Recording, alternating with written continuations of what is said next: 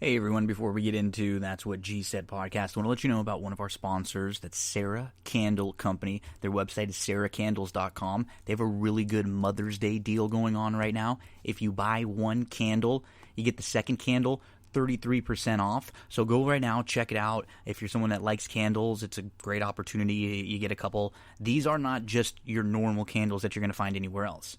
They are 100% soy wax. They've eliminated all of those toxins, all of those pollutants, all of those carcinogens because they have soy wax, and because of the wicks that they use, they're actually able to burn 30 to 50% longer than the paraffin wax candles that you see in all of the bigger companies. I know these people personally. I love these candles. I've been using them now for the last few months. They are excellent.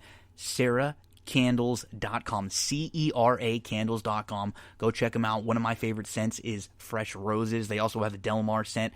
I mean, tons of different scents, sizes for you to choose from. This is a small business, so give them some support right now. Get something nice for one of your mothers, one of your friends, one of a pet mother, an aunt, someone that you know in your family that would enjoy one of these candles. Check them out, sarahcandles.com.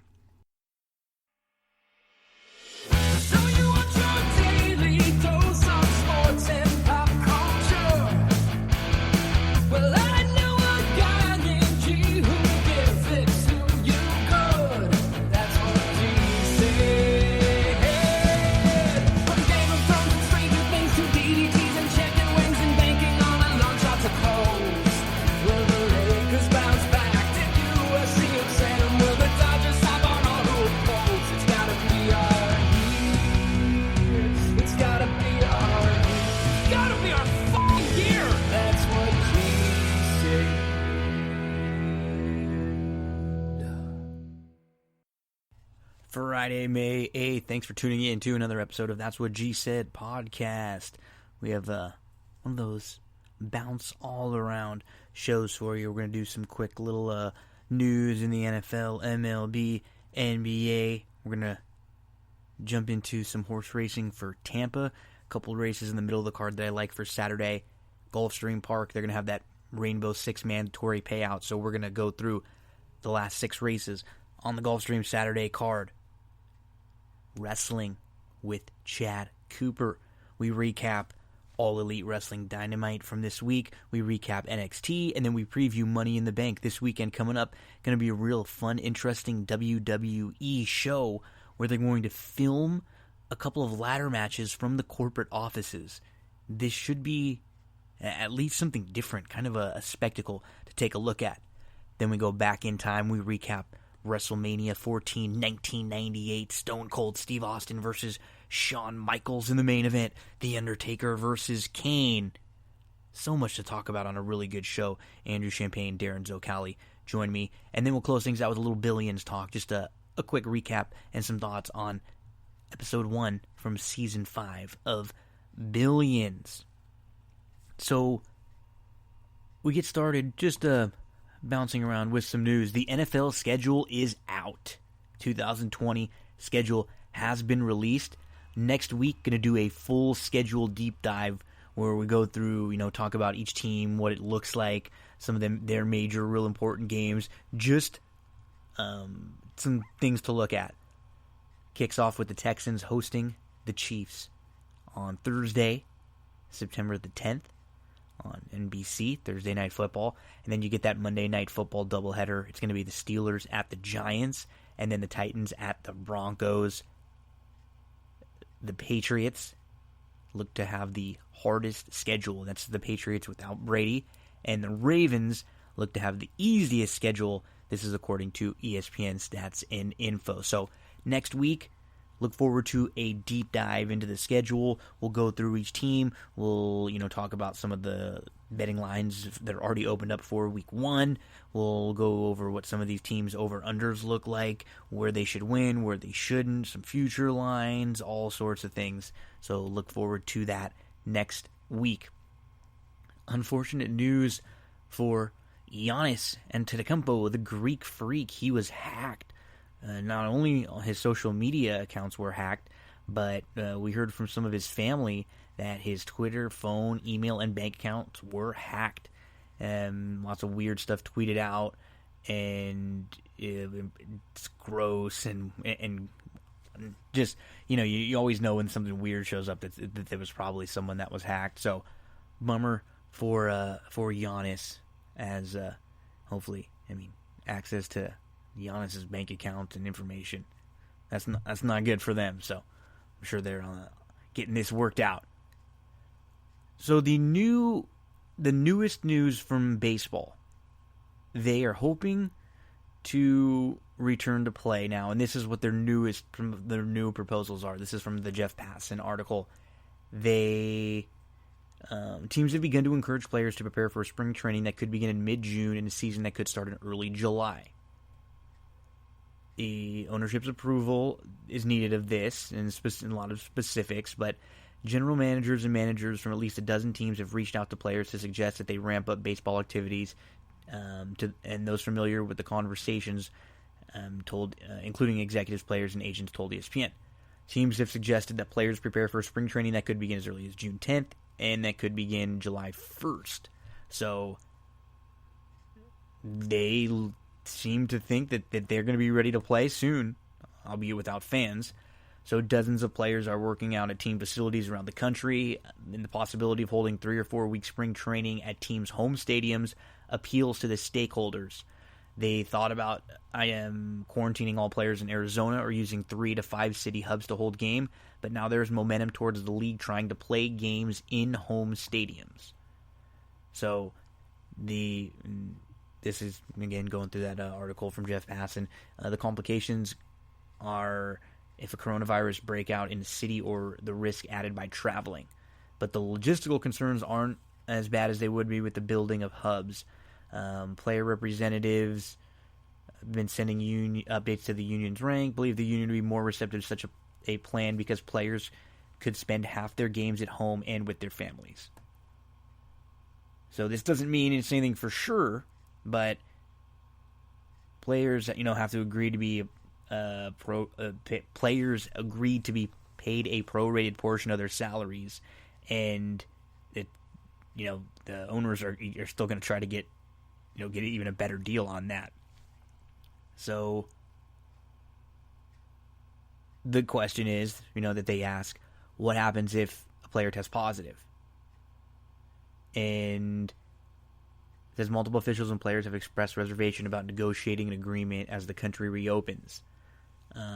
Fearful that by the time the beginning of June rolls around, the climate for the game to return might not be as welcoming. So the look of the game and the season will be determined in any agreement between the league and the union. Like an agreement is likely to include contingency plans going forward, and many officials fear a second wave of coronavirus cases that health officials have forecast and believe that instead of planning to play in late November with an expanded playoff system, MLB would be better suited to play a shorter season that gives the league a greater likelihood of avoiding complications. So they're kind of looking at everything now, but I guess now, we heard a few weeks ago it was the Arizona plan, then it was maybe playing in like 3 to 5 different cities, and now it seems like they're wanting to play in their own cities, but that's where the travel could get a little tricky. Okay, let's talk a little horse racing for the Saturday. I'm going to go to Tampa for Saturday, and then we'll go over to Gulfstream. We'll talk a little bit about some of that Rainbow Six and some of the horses in that sequence. So let's start over at Tampa. Get your past performances out for Tampa. And let's flip to race number 3 on Saturday, May the 9th. A couple horses that I like in here. I think the one you want to include, from the inside, stretching back out, this is a sharp horse who should be, pretty tough to run down in here. Really, really consistent overall. Inside draw. Give the 1 a look in all of your exotics.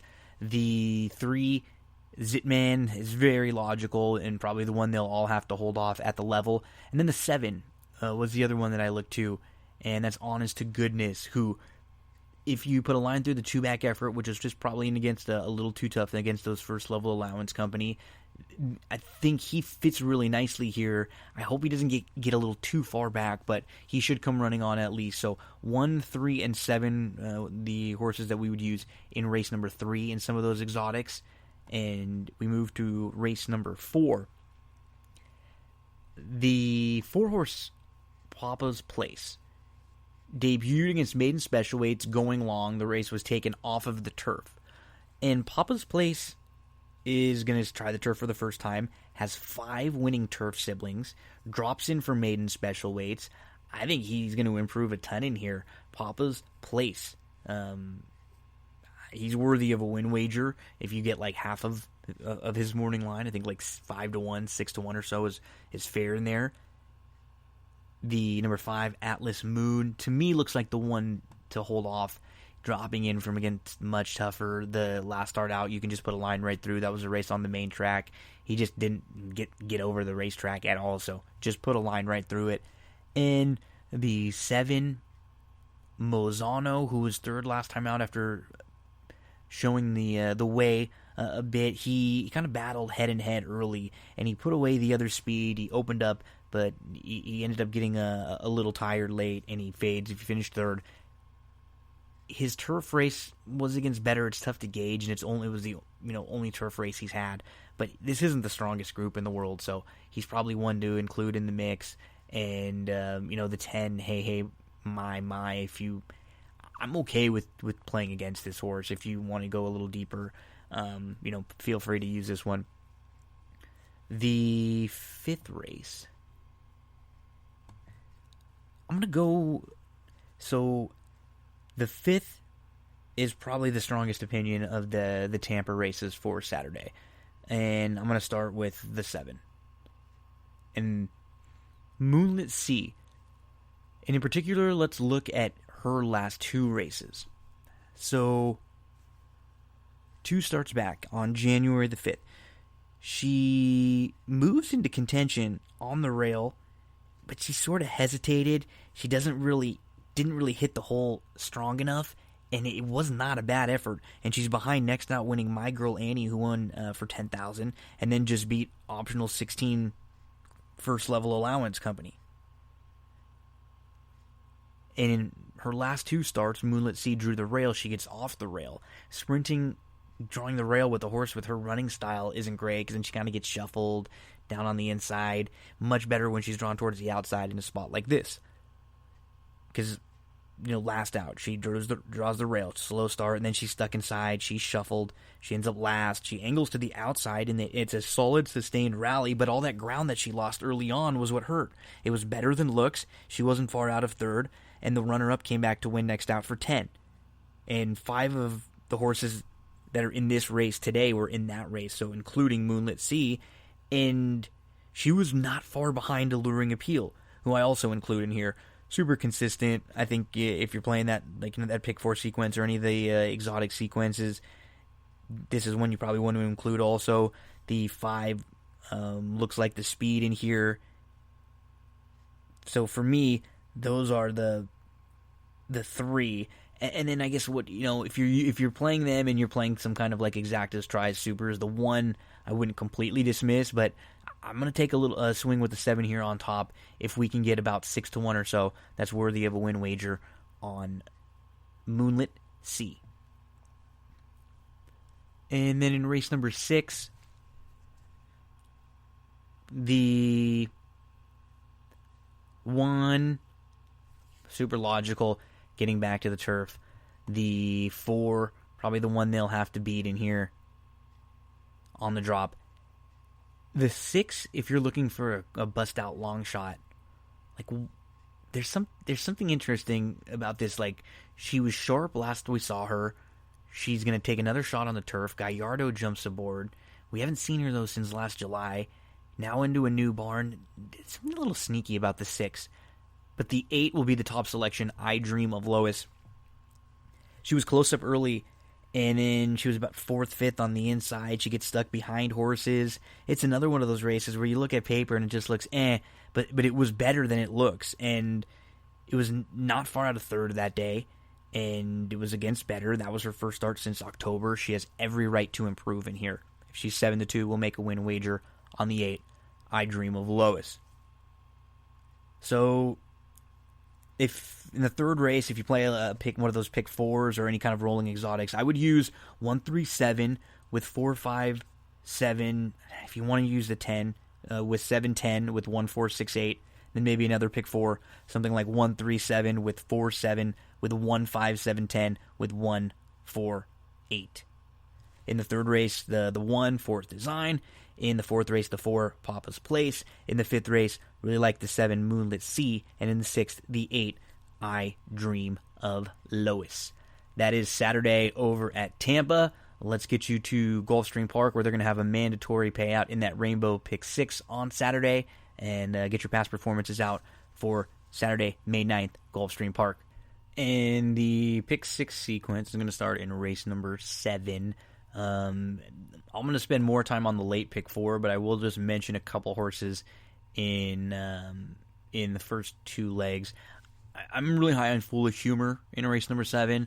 I think she's going to take a nice step forward here. She has some speed. She can set off a little bit, so I'm expecting her to run a big one. And I might be trying to use her and Envied and maybe getting away with those two in the opening leg. So for me, maybe 5-9 to kick things off. And then in race number 8, it will be a 16 non-2 claimer. And the 5 Louis Kingdom. You hate horses like this, right? Claim for 30, you're in for 16, and you claimed off of Navarro. And, unfortunately, we know the news about Navarro recently, and that a lot of these horses were getting, pumped with things. And we just don't know how these horses are going to respond next time they're out, when they're running in for different connections and different programs, and they're running healthy. But this is a barn that does really well for start off the claim. And if Louis Kingdom is even anything close to where he was at his best, he should be really, really tough in here. But the you're not gonna love playing him. He's just one of those horses that you probably don't want to let beat you in a mandatory pick 6 payout sequence like this. The 7 is another one on the drop, but to me, the 8's the play. He tried the grass last time out off the really, really long layoff. He hadn't raced since July of 2018. He had to have needed that race. Now you get a little drop. You come back to the dirt where he ran really well, over a racetrack where he ran really well. You get the blinkers on. This was a horse who wasn't some big purchase price to begin with, so it's not like him being at this level has some sort of a red flag. The 8, reserve not attained, is going to be the top selection there. So he's the one horse who maybe you could get a little separation in this field that has a couple, class droppers that you don't get excited about using. In the 9th race, it's a stakes race, so we'll go through this race a little deeper. Sand Dancer just looks overmatched, stepping up and not in the best of form. The 3 El Tormento is going to be my top selection in here. So he takes the blinkers off after not running well, but he had some trouble that day. He was a step slow from the outside. He gets hooked 5 wide and bumped going into the first turn. Then he's 3 wide. He goes all the way up to the lead, but he's losing ground just wide all the way around. That doesn't work on the grass. We see it work on the dirt sometimes, but you can't get a wide trip like that and win on the grass. And that was his first start since a pretty solid 6 in the Breeders' Cup Mile, when he was only beaten 4.5 lengths that day. Now he takes the blinkers off. He's going to go second start off the bench. This is a multiple graded stakes winner. He has some speed. He can sit off. Expecting a much better effort from him today. That's the 3 El Tormenta. The 4 Aquaphobia.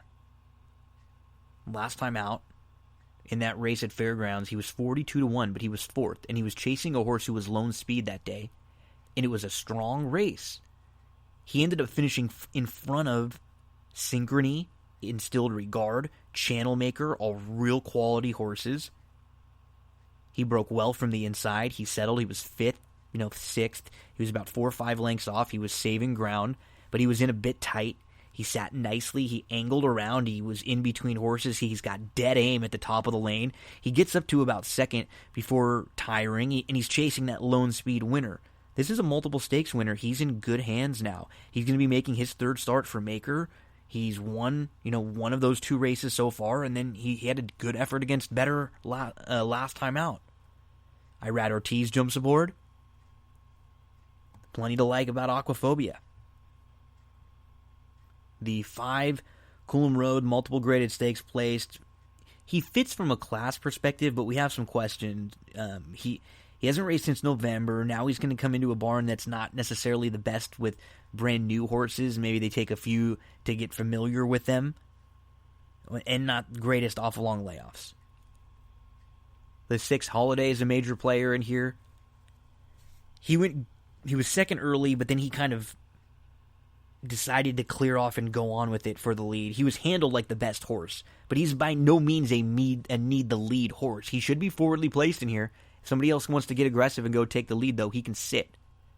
Sharp, and he's on the come up.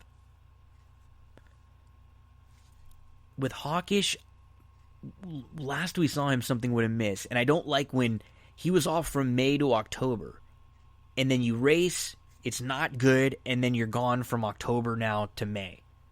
To me, I'm just going to be watching. If he beats me, it's going to be a great training job.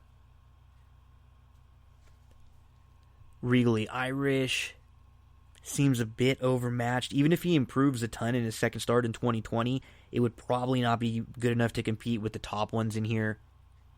Social Paranoia is one of the deserving favorites. He's looking for his 3rd in a row. And last time out, he had a good start, but he didn't want to deal with some of the tight quarters. He was in kind of a bunch in some traffic, so he ends up taking back. He was dead last. He's like 10 plus off of it. He angles around widest of all with a big late wide rally. He's another that rarely runs a bad race, and he deserves to be a top contender in here. Highland Sky is probably using this as a prep, because he's best going a little bit longer. He hasn't been shorter than 1 1/8 since March 2018. April 2018 when he was going 1 1/8, and then March he went a mile. And I mean, that was 13 starts ago. He's multiple graded stakes place. He could be on the scene late for a minor award. The one to beat's probably Admission Office. He always gives a pretty darn good account of himself, too. And you can just pick out the one poor race, and that was in the Pegasus World Cup turf when he was a big price, and that was, one of the tougher groups he's ever faced. We last saw him on February the 29th. He was 7th early. He was 2 deep. He was 10 lengths off. And he makes this early 3-wide move up to take the lead at the top of the lane, but then Zulu Alpha was moving right with him. Zulu Alpha, the top older turf horse right now. And Admission Office really battled on well. This is a great spot for him. He was a clear-cut second. He ran a winning race last time out. If he runs that kind of race again in here, he crushes this field. The problem is I've chased this guy a few times, and this is one of those races where it feels like he, if he's too short of a price, does he get stuck? Does he get in some trouble? To me, I'm using him in all exotics, and especially in the pick 6. And I'll place him second. And then what do you do with War of Will? The Preakness winner from last year. I think War of Will this year will be a good turf miler. Will it be in this start? In a pretty tough group where he's got post 12 and he hasn't raced since November the 2nd. The way his running style is, where he's really naturally fast, he doesn't really want to sit. He kind of wants to show some speed. You can kind of take him back a little bit, but then he wants to move early on into the race. That's perfect for the mile on the turf. And so if he ends up being a turf miler this year, that's fine. But in his first start, parked wide, going 1 1/16, maybe even a little bit more, a little more distance to deal with here. The real question with him is what price is he going to be? He's listed as 10 to 1 on the morning line. I think he'll probably be somewhere more like 7 to 2, 3 to 1. And then there's probably going to be the overreaction because people see that he's 10 to 1 on the morning line. So if for some reason he is 10-1 or around there, then sure, you include him. But this just feels like a bad line. The way I approach this race, I've got El Tormenta and Admission Office, Halliday. Those are my top. Social Paranoia, Aquaphobia. So Tormenta, Admission. So we'll go with the 3, El Tormenta, Admission Office, the number 11, who's probably the one to beat in here. Holiday is going to be tough to exclude from all exotics. That's the 6. The 9, Social Paranoia, looking for a third consecutive win. And then Aquaphobia. What's wrong with what Aquaphobia has done recently? Another one who should offer you really nice value and a good opportunity in here. That's the 4. And then what do you do with War of Will? Let's move on to race number 10 at Gulfstream. Battle of Blenheim you have to start with. Looks like the one to beat. Showed some speed in between horses last time out. Got to the rail. Shook clear at the top of the lane. Got ran down, but was a clear-cut second. Is the one to beat. But it's going to have to deal with extra, Sublime Appeal, Strong 1. I think enough other speed in here that I'm okay with not using Battle of Blenheim. Let's talk about some of the ones that we will be including in here, and it's going to begin with the number 11, Shooting the Breeze. Okay, he's over 10 on the turf. But look at those turf races. Let's dig into them, okay? Debut, he's behind a next out winner. Then he wins in a race that's taken off the grass in his second start. Comes back in his third start, finishes behind a Thread of Blue. That's a millionaire. Fourth career start, comes back, finishes behind next out winner, Clint Maroon. Yeah, that's his stakes winner. After that, he hooks a Dream Archelet. That's a grade 3 winner. Award winner is grade 3 placed, who's also in that race. They both come out of there to win next out. You see English B a couple times. That's a graded stakes winner. We're talking about a horse who in 6 of the 10 turf races he's had, he's faced next out winners.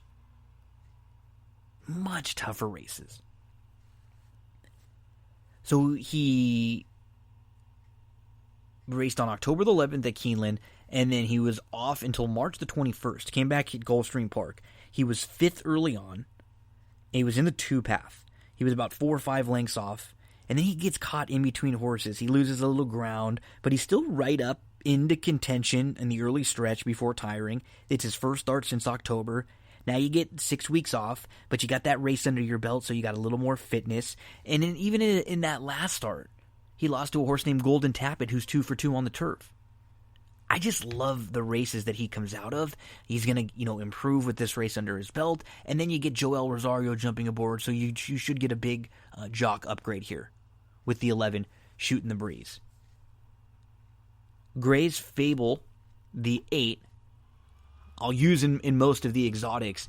I think he's got a little bit of talent, and he showed speed last time out, so I think at least will keep Battle of Blenheim honest. But he might have enough speed to press, kind of sit behind him, and go by, maybe get first jump on some of the deeper closers in here. He does not need the lead. Gray's Fable. We'll be using the 8 in the exotics. The 9, Honey Won't. Last time we saw him was on April the 11th. It was his first start in a few months.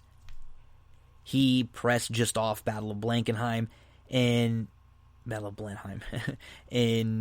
he ends up getting caught in between horses. He fades early, but in this race, he won't have to have those same tactics. I don't think he'll have to be the one that's pressing early, and he might be able to get a better trip sitting off the pace.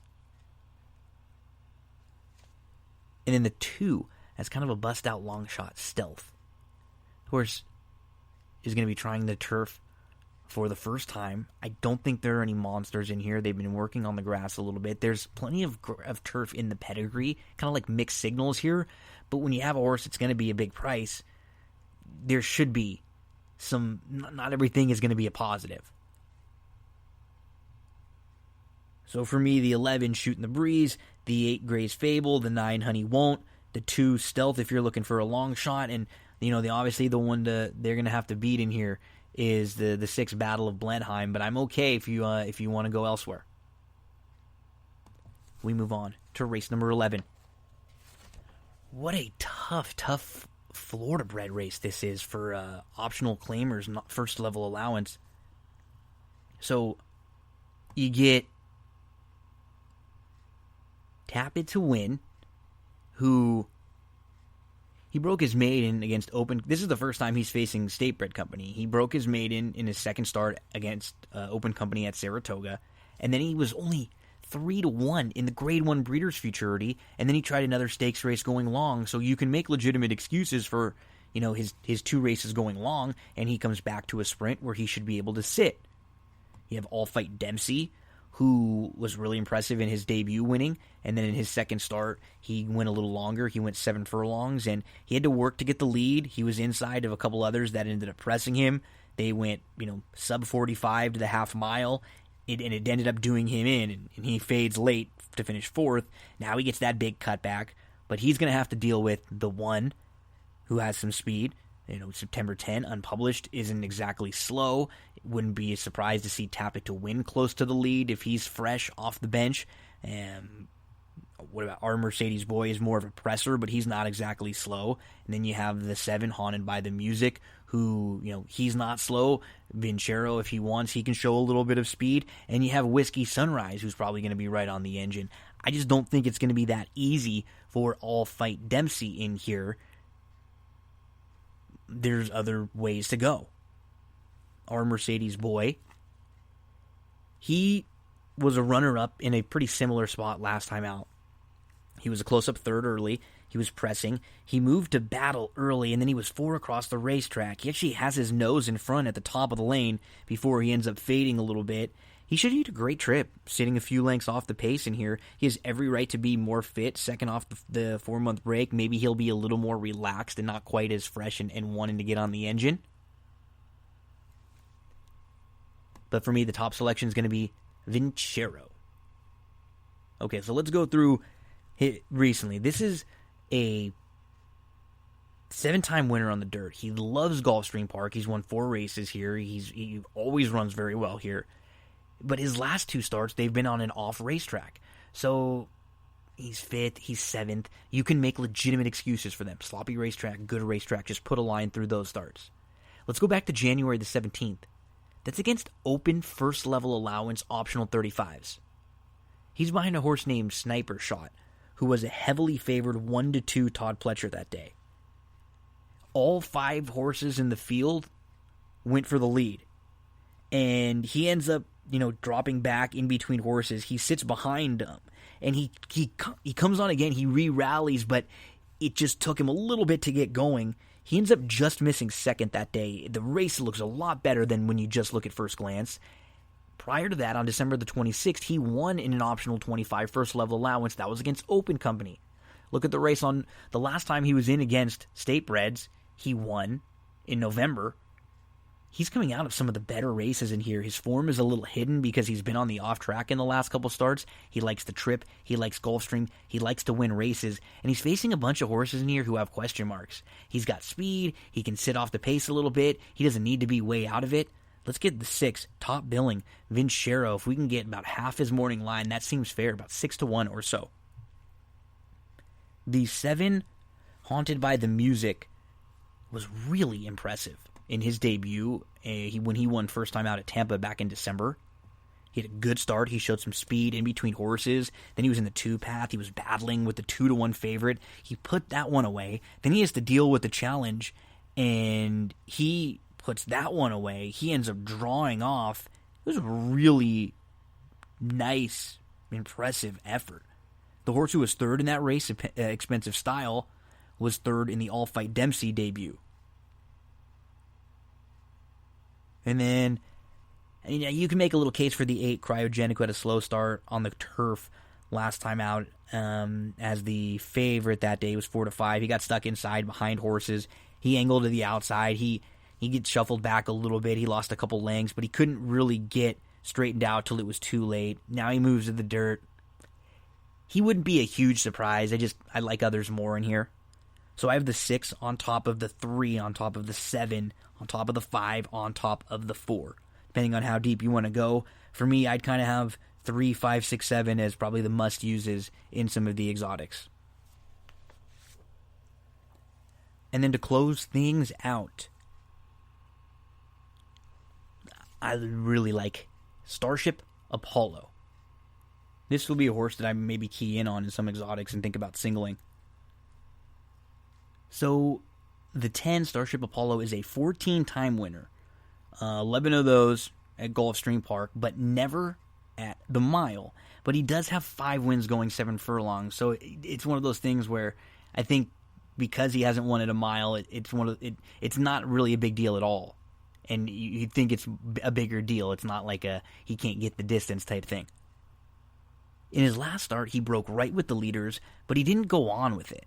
And he ends up tracking from 4th. He's like 5, 6 off. He couldn't make up a ton of ground on the top few, but he starts to close late. He tries really hard, and he's really getting to them late. He should be closer early. He's stretching out from 5.5.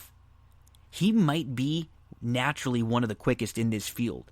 I wouldn't be shocked if he's right on the leader sitting close. That's the 10, Starship Apollo. The 6, the Queen's Jewels, has hooked a couple sharp next out winners. 3 of his last 5 losses have been to horses that won next out. He's won 4 non-turf races, right? I went on the dirt, I went on the synthetic, 2nd on the dirt, and 3rd on a wet track. He was last out in versus tough. I think it's a toss there. And the last time he was on dirt, he was favored. He beat a couple of today's rivals, and he beat the next out winner, Jamaican. He was a step slow to start. He settled a couple lengths off. He was in between. He was in 4th. He ends up moving through. He was patient, and then he ends up attacking the leader. He goes right by, and he absolutely crushed. He's geared down that day on March the 22nd. And so just to repeat, anything close to that effort from the Queen's Jewels would be really, really tough. The 1, the Robert. He feels like the stone-cold closer in here who could really pick things up late. He broke his maiden in his lone try at Gulfstream. He's going to save all the ground. He's going to come running. The 2, Trapezoid. He's who I have 4th in here. I'm okay with building a case for him. He had won a couple in a row. He was a little bit flat at a wide trip. He had a slow start. He got going with that big wide move, but he was forced to go wide. He kind of just grinded up late. But he may get some pace to run out in here with Peppy the Hunter, with the Starship, Mr. Creative. She takes heart. There are versions of this race where some go. For the most part, I think it'll be just a moderate pace. And Peppy the Hunter is another one of those horses that we were talking about that, I have a hard time playing some of these horses that are being, claimed. This is a horse who was in the Navarro barn for a while and then is coming out of a Safety Joseph Jr. barn. That's a hard barn to move horses off of, too, because they really are, win a lot of races first off the claim. They move horses up. It's just hard to move horses up off of them. Peppy the Hunter makes sense in here, but I like others more. He's an 11-time winner. He won't be too far out of it. He fits, but Peppy the Hunter might just be a little too short for me. So, to me, I think there are some vulnerable favorites in the sequence. Best of luck in that Rainbow 6 there at Gulfstream Park on Saturday. Let's get to wrestling for the week with our buddy Chad Cooper. We're going to recap what happened on Wednesday night in All Elite Wrestling Dynamite. We're going to go through what happened on NXT on Wednesday night, and then we're going to preview WWE's Money in the Bank pay-per-view that comes up this weekend. Enjoy the conversation with Chad Cooper. One of the good friends of this show, That's What G Said podcast, our buddy from, what is it? Is it Beaumont, Texas, right? That's where you are hanging out over there? Chad Koopaloop. Chad Cooper, how you doing, my friend? Beaumont, Texas, just west of Houston, in between Louisiana and nestled the border here. But yeah, Beaumont, Texas, the Golden Triangle. So, Coop, how are things over there on your end? In most of, so we're recording this on, Thursday afternoon, evening. It looks like most of the U.S. at least, we're starting to get things like racetracks are trying to get back to normal. A lot of these sporting leagues are trying to get, I don't want to say normal, but at least up and running without spectators. How are things where you are? It's looking more. It's brighter by the day. Governor Greg Abbott has been on this from the get-go. Testing is there's more testing. That's the key. Yeah. And he announced, on Thursday that IndyCar would be coming with no fans. I Nice. think here pretty soon up in Dallas next week. And we're hoping that on May 18th, which is his next phase of openings, he just opened nail salons, hair salons here in Texas that can open. We're hoping that on May 18th, he will announce that events can start happening with, of course, 25% capacity and a lot of social distancing rules. So we're hoping that will start up sometime in June and see if we can start having some small events here again. But that's what we're trying to look forward to now. One thing that we've been as fans of wrestling like we are, we've been pretty lucky that the show has gone on. They haven't skipped a beat as far as WWE, AEW, NXT. Things have obviously been a little bit different. They've had to make some changes, call some audibles. But we're going to go through the Wednesday night shows. We're going to recap, and then we're going to talk a little Money in the Bank. But first, with AEW, they actually did something a little different before their show yesterday. They actually tested some people and let some fans in the building. They were one of the places where they have an abundance of tests and like rapid result type tests. So they actually had some sort of a crowd, and it's kind of crazy. It doesn't have to be a lot, but you could definitely feel even just a little bit with people in the audience what the difference is. Yeah, and that's what a lot of WWE, AEW, and NXT has definitely been missing. It's just crowd reaction.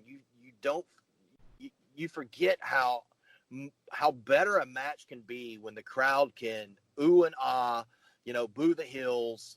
This is awesome chants, NXT, AEW, and just for, the place, the few people that it was at, it sure seemed it was more enjoyable watching AEW this last episode, don't you think? Yes, I agree. And when you looked on paper, it looked like this was going to be and it's not that NXT was bad. Like the wrestling was good, the show was pretty solid from top to bottom. But you looked on paper and it was like, wow, this is almost like a takeout kind of takeover.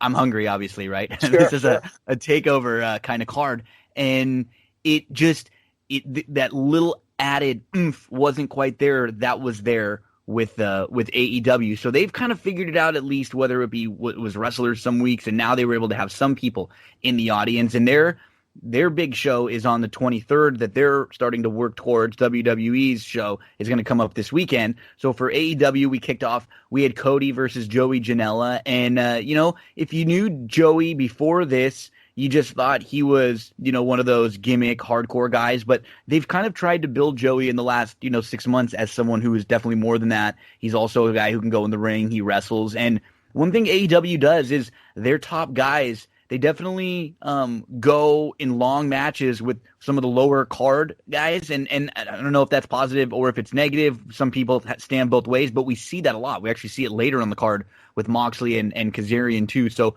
what'd you think of? I guess both of these matches. We had Cody Janela, and then we get Mox in a little bit too with Kazarian. Yeah, with the opener, I'm 50-50. I think it's great that Cody goes one-on-one with somebody like Janela to not necessarily get him over, but to kind of get him back on TV, get him going. I thought the match was probably a little too long. I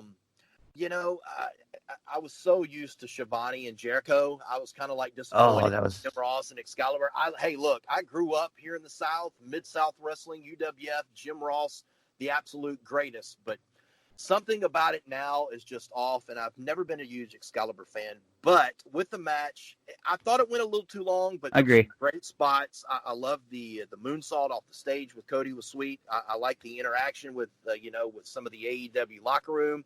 there at ringside, and Sean Spears with the air horn was just He's I thought fun, it was yeah. fantastic. But that was a good match. I thought the Mox Frankie Kazarian match was even better. Yeah, I agree. Than Cody Janela. You know, Frankie is a tag team guy, and I think Excalibur said it.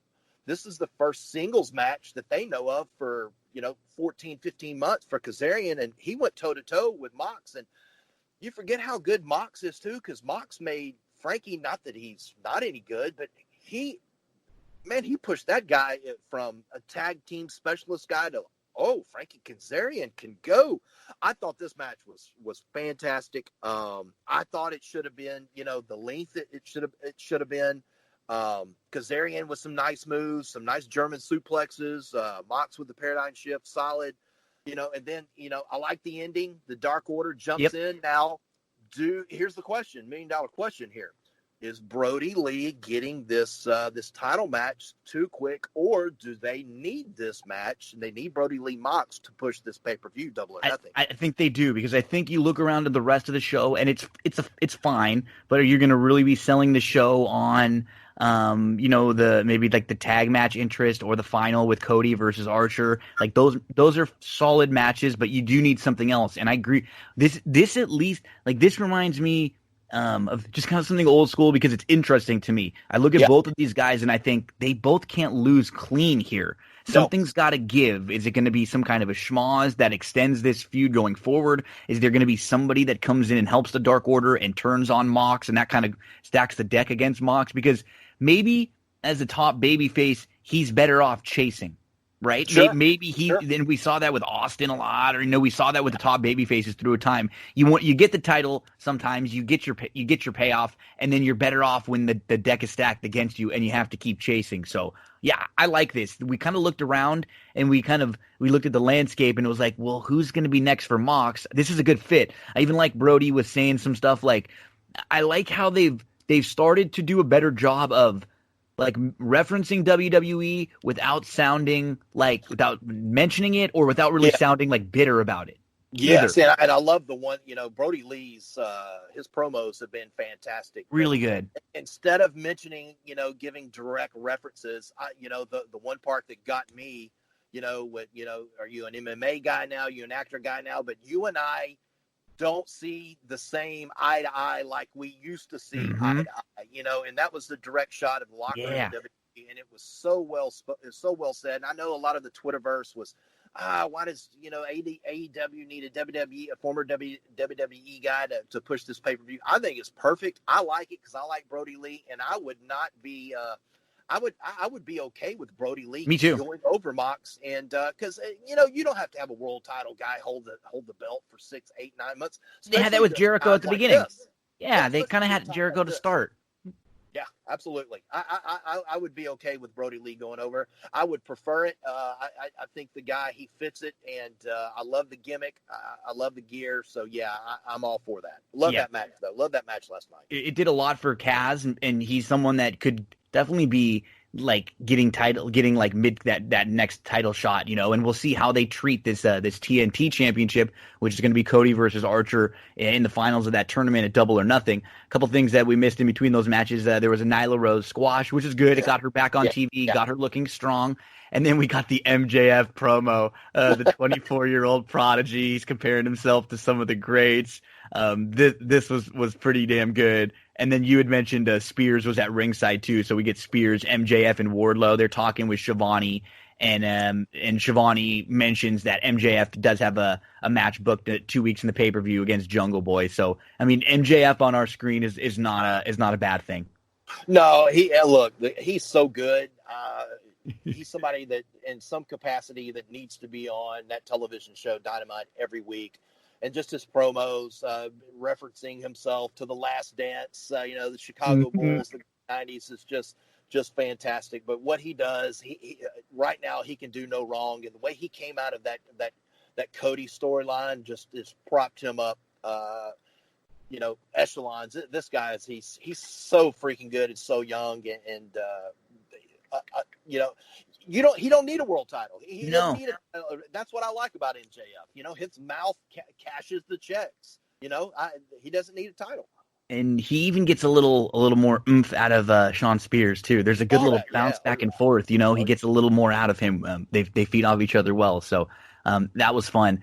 And then we got a good amount of this Jake stuff, which was really good on the show, man. So sure, we sure. get the video package from Brandy where she's cutting a promo and she's talking to Jake about how, you know, I know your tricks, Jake. This isn't 1991. She's gonna hit back.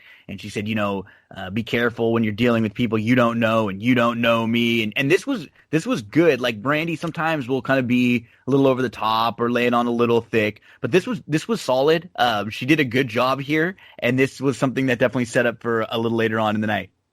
Yeah, and I can deal with this Brandy. I can't deal with he is I'm in charge of the women's locker room, or I'm in charge of this little, you know, whatever little faucet she's going to have. But, you know, the involvement in the match with Lance Archer and QT Marshall, coming out there with QT Marshall, and Lance has been built up.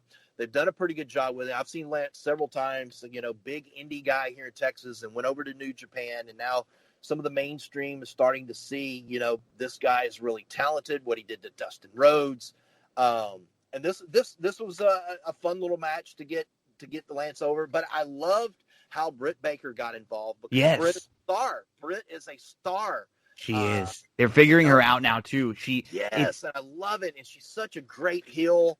And she's got that attitude. But her Brandy get into it. You know, Brandy takes her shoe and throws it in the crowd. Then after the match, you know, Britt lays her out and throws her back in the ring. And lo and behold, here comes Jake the Snake Roberts with the snake of all things, and puts it on Brandy. I was popping. I was marking out, man.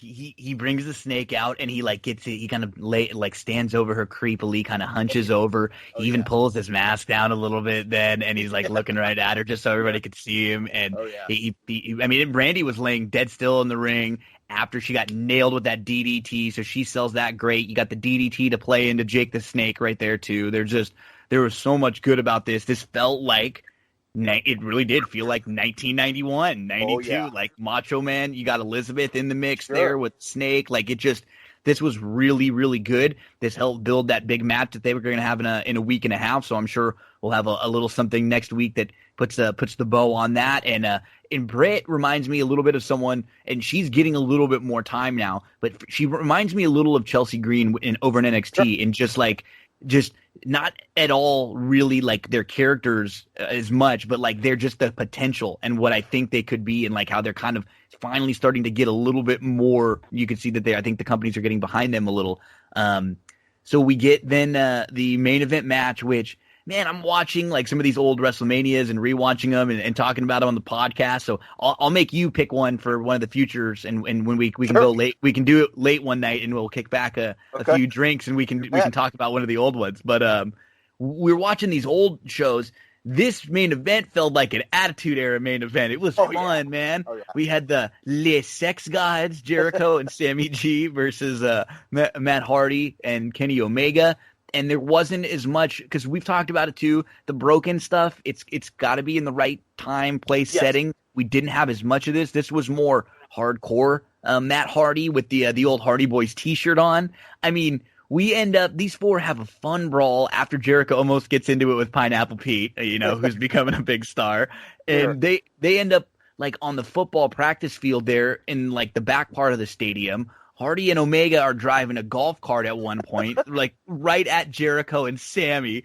And then the Inner Circle gets involved. I mean, we've got tables, ladders, golf carts, ice machines, trash cans, and ATM, garage doors. This was just a blast. Yeah, it was. It was entertaining, and you know, watching it live, and then was even more fun is Britt Baker. When they get backstage, she goes live on her Instagram feed. Yes, and shows it for and starts doing some play-by-play. So I even jumped in on that and that. But the homage to the Hardy Boys, the opening move there when Kenny Omega got on all fours and Matt springboards off onto Sammy, and then of course, but when it goes backstage and Hardy is put in this ice machine and stays in it for a while, it's just like, you can't make this stuff up. Yeah. And it's like, the internet explodes with all the Sammy Guevara memes of him running, and he gets clipped in this golf. He I mean, jumped. that was genius. It was And perfect. and you know it. And a lot and my friends know it. I've been real hard on AEW. Mm-hmm. This main event was what they needed, and I think it showed in the ratings. The ratings went up a little bit more last night. They were able to get in the 750,000 range for what it's worth, but it was a positive. It was just wild. You had some of the rosters standing around, like cheering them on. And like you said, they're on the practice field. And then you end shot with, of course, Jericho with the pin with the Judas effect on Omega. And the end shot with these guys shooting the finger, with the Jacksonville Jaguars, the scoreboard lit up in the background. It was just like, oh yeah, this is good television. This is good entertainment right here. It is. It was a lot of fun. They did a great job. And as we transition over to NXT, so their big show is Double or Nothing on May the 23rd. That's going to be next weekend. So we get to NXT, and on paper, it was good. And if you're not comparing the two shows, like if you're just watching NXT, you probably came out of it thinking, this was pretty solid. We get to start Dijakovic versus the new heel Johnny Gargano with his new look, heel gear, heel music, heel look for Johnny and Candice. And this was probably what we expected. I think when the two people see these on paper, they wanted to get, like, anytime you see Johnny, you kind of expect it to get to that next level. And this was good. It was not bad at all, but I think we saw that this was to still just kind of show kind of Johnny's new heel side. Dijak had the big man stuff early. He kind of tossed him around for a while. He is so damn athletic for a big man. Like Vince, I'm surprised Vince has even let him flounder. He feels like a Vince guy, one of those guys that Vince would just love. And Johnny G ends up getting the win. Candice is like healing it up out there, but this didn't really get to like a pay-per-view type level.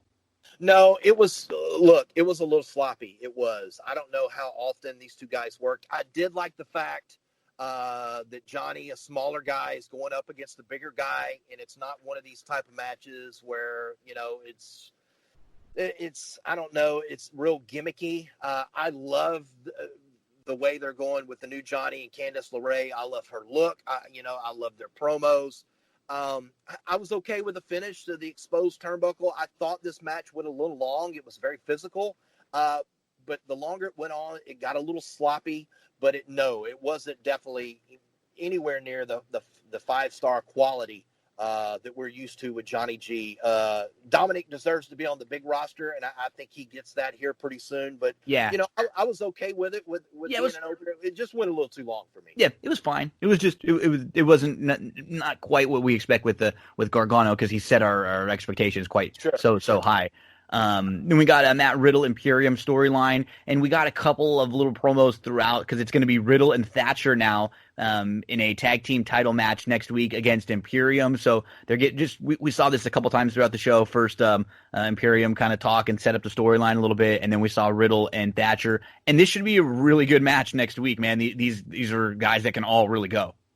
Oh, I'm looking forward to this one. I usually watch NXT live. And I'll tape AEW just because I'm a WWE, I'm the Fed, I'm the E homer. Always. I just am. But that tag match alone is probably going to make me watch NXT live next week.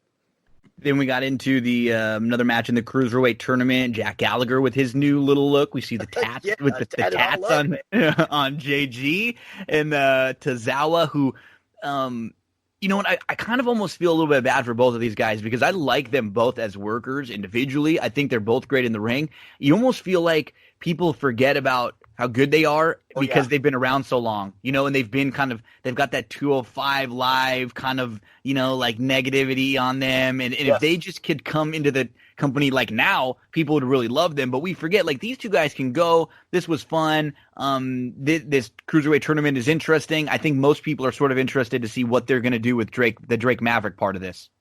Yeah, and it was an okay match, and no, you hit it spot on. Both these guys have been on that main roster, and they've kind of been squashed a few times, whether it was Raw or SmackDown and 205 Live that was buried after Tuesday night SmackDown, at 9 p.m. or whatever it was. But Tozawa is now 2-0. Gallagher is 0-2. But the way it's going, as you mentioned with Drake, I just think this guy, hangs around, and that leads to the other cruiserweight title match. I'm a Jake Atlas guy. I know he's a California guy out there. He was bar wrestling, Santino brothers.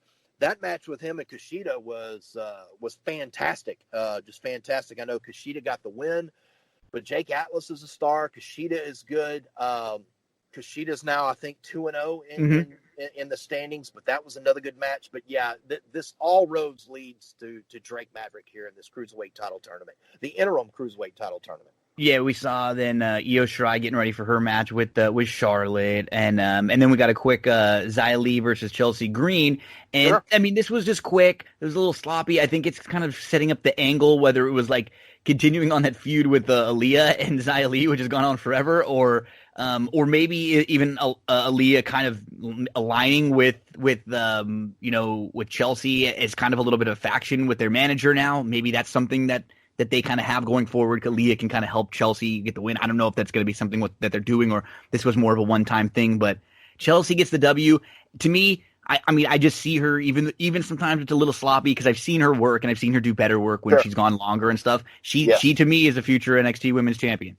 Yeah, and you mentioned her and the similarities between her and Britt. You know, it's interesting. Those two were a tag team throughout the for a couple of years, Fire and Ice. You know, best of friends, both on that same path. I'm glad Chelsea's back on TV. It's been a while, but yeah, she's she's going to improve. And it looks like they're kind of teasing Aaliyah to join the Robert Stone brand. So we'll see if that continues with her and Xia Li. We got a Velveteen promo to set up his match for later with Cole, and then we got a really cool debut. This was one that was kind of, I guess, like polarizing online. I thought so some people that didn't like it, but then a lot of people really did like it. We get Karrion Kross with Scarlett, and they come out, and I'll tell you, you can tell whether you like this or not.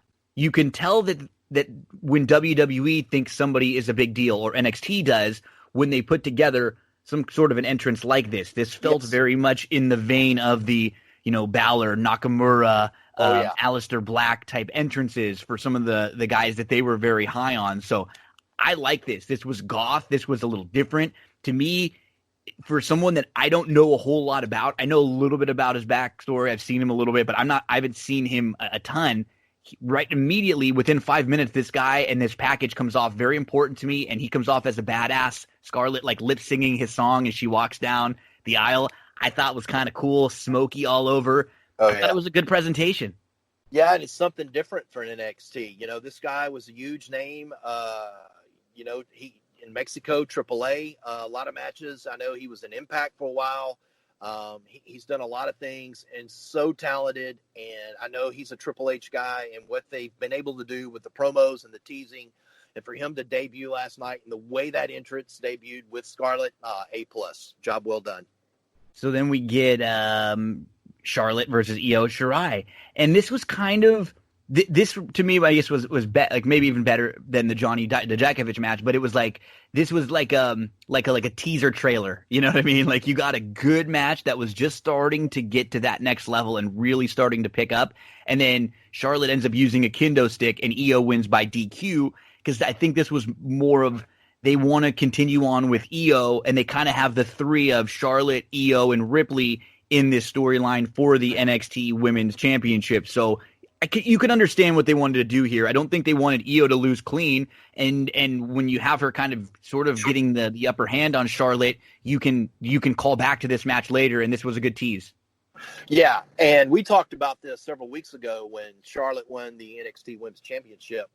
Would this be a proper time to put her on Raw and SmackDown? And look, Monday night she had a great, look how she elevated Liv Morgan. Oh, that was great. Yeah, Charlotte Flair is, and for her to bring that NXT Women's Championship to the other brands is just amazing. Great match here. Shirai, an impressive Frankensteiner off the top rope.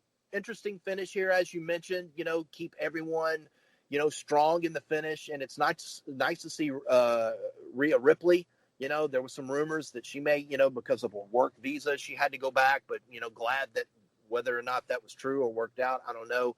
But to have her back and look like these three may have a storyline, because, eventually they have to be separated, backstage. I think this is going to be a strong storyline with these three women because I like all three. Yeah, I completely agree. This is good to me. Sometimes you don't need the clean win. This just kind of moves everything forward here.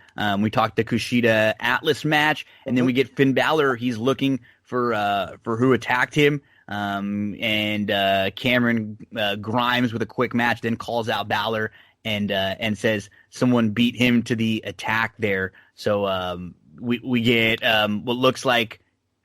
This is interesting with Balor. He's looking for him, so this is kind of like going to be one of those running storylines. We'll see if we get it paid off who attacked Balor.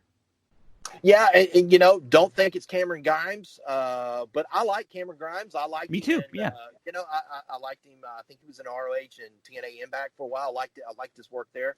I like the way Finn's got him a nice new hand tattoo. I noticed that. Last night. It's like, God, all these guys, This COVID-19, these people getting artwork and ink work all over them. But it's going to be interesting to see who this person actually is. And I think we're in for a surprise. No idea who it is. But it was great seeing Finn Balor, back on NXT. I know he'd been off TV a couple of weeks, but good to have him back. And then it was main event time. So, I mean, this is a match another one where good match, really good match. I think these guys, it's probably because this isn't the last of the matches between these two. It's probably because we're going to get more between the two of them, but we ended up getting a lot of interference at the end is what you get with a lot of the Cole matches. And then we got Dexter Lumis out there. He was actually trying to fight off and help out the Dream. And when he ends up throwing I think it was Fish, or Roderick, one of the Undisputed Era up. They nail the referee, and then Dream would have had the pin right there. He's not able to get the pin, so Adam Cole ends up winning, and it's just by hook or by crook, Cole holds on to that title, man. He's one of those guys that you love to hate. You know, he figures out how to weasel his way out. He's very Edge-like or, Punk-like, a lot of comparisons to some of them. This is fun. I mean, anytime you give me those two and a lot of the other talent that was on the outside of the ring, I don't mind. I mean, it's really good, and I expect Dream will probably get this from him eventually. You would think, right? You would think, I don't want to see, as selfish as I am, I do not want to see Adam Cole on the main roster. Me neither. I don't. Maybe not right now. He's held that belt for over a year now. Just think of a live crowd at Full Sail with this match. It kind of reminded me of it's just nonstop. These guys just cardio. It reminded me like a 250 yard quarter horse race for a $250,000 person. Yep. Boom, the gates open. They're rolling. And the outside interference. I love Dexter Lumis, another guy that they have done absolutely great things with. I know he was a TNA Impact guy that they have completely changed his character. And was it a slippage? Did he purposely, throw one of those guys onto the referee? That adds to a little bit more, but man, what a match. Cole, finds a way, gets the 1, 2, 3 with the last shot. But man, that was a great ending to NXT Wednesday night. Yeah, it was good. I think we get caught up now on these Wednesday nights in a lot of us in the internet that are watching both these shows in the competition of it, sure, right? Absolutely. Immediately, which show was better? Which show had a better match? This was better than this at the same time. And I think sometimes we got to just kick back and really enjoy a night like last night, because it's wow, last night, man, we got two really good shows. And even if AEW didn't look going in like it was going to be as good on paper as NXT, and they were able to hit more of a home run because of some of the crowd involvement, and that main event was fun, and the Jake stuff. NXT was not bad in any way, shape, or form. There was a lot of really solid stuff. There was a lot of movement in the storylines, getting things moving forward. So both of these shows are set up good moving forward, and I'm having a ton of fun on these Wednesdays watching. And Coop, we have a really interesting Money in the Bank match coming up this weekend. We are going to have the Money in the Bank match from the WWE Towers in Connecticut. And this match is reportedly already been taped, or I guess close to being taped before the show. and they're going to have plenty of time to be able to kind of edit this and go back and do things with it. But they're talking about both matches going on simultaneously. They start on the bottom floor, and you work your way up to the roof, and then on the roof, there's going to be a ladder hanging. This is, I mean, if this is something that gets close to what we saw on WrestleMania with the Firefly Funhouse or the Boneyard, this will be pretty fun. Yeah, and again, we go back to March when all of the madness started happening, not just in the United States, but around the world. And what would WrestleMania do, without fans and without the big stadium moment? They're going to have to get creative. Yep. And they got very creative. And I think you're seeing some of the best WWE work that we've seen a lot of times, because you're having to keep people engaged, and you're going to see more of these cinematic moments. And what they're planning to do here, a lot of these offshore books, right, that will put odds on a lot of these WWE pay-per-views, and it's interesting to watch some of these odds, because you look at the opening odds, and then the day of the event, big shift. Sometimes, right, and these things shifts, and a lot of times they're right, and sometimes they're wrong. But I looked at the odds because I'm an odds guy, and if you look at the women's match, the opening favorite for this match is Shayna Baszler. I don't know whether that's right or wrong. I think we kind of missed that moment at WrestleMania. We might have. Mm-hmm. It wasn't the best Becky Shayna moment. I don't know. Does Shayna win the belt in a get the briefcase and win the title for Becky? I don't know. I would maybe try Nia Jax. Nia seems it's a good time for her. Yeah. Yeah, I think she's the second choice. Let her and Becky go at it again. Don't see Carmella. Maybe Dana Brooke in an underdog type story. Don't think Lacey. Don't think we see Asuka. So, if I had to pick, I'd rather see Nia win this. Yeah, and I'm hoping that this year with the Money in the Bank, because we only have 6 matches that are listed. 2 of them are the Money in the Bank matches, which will likely go for a long time.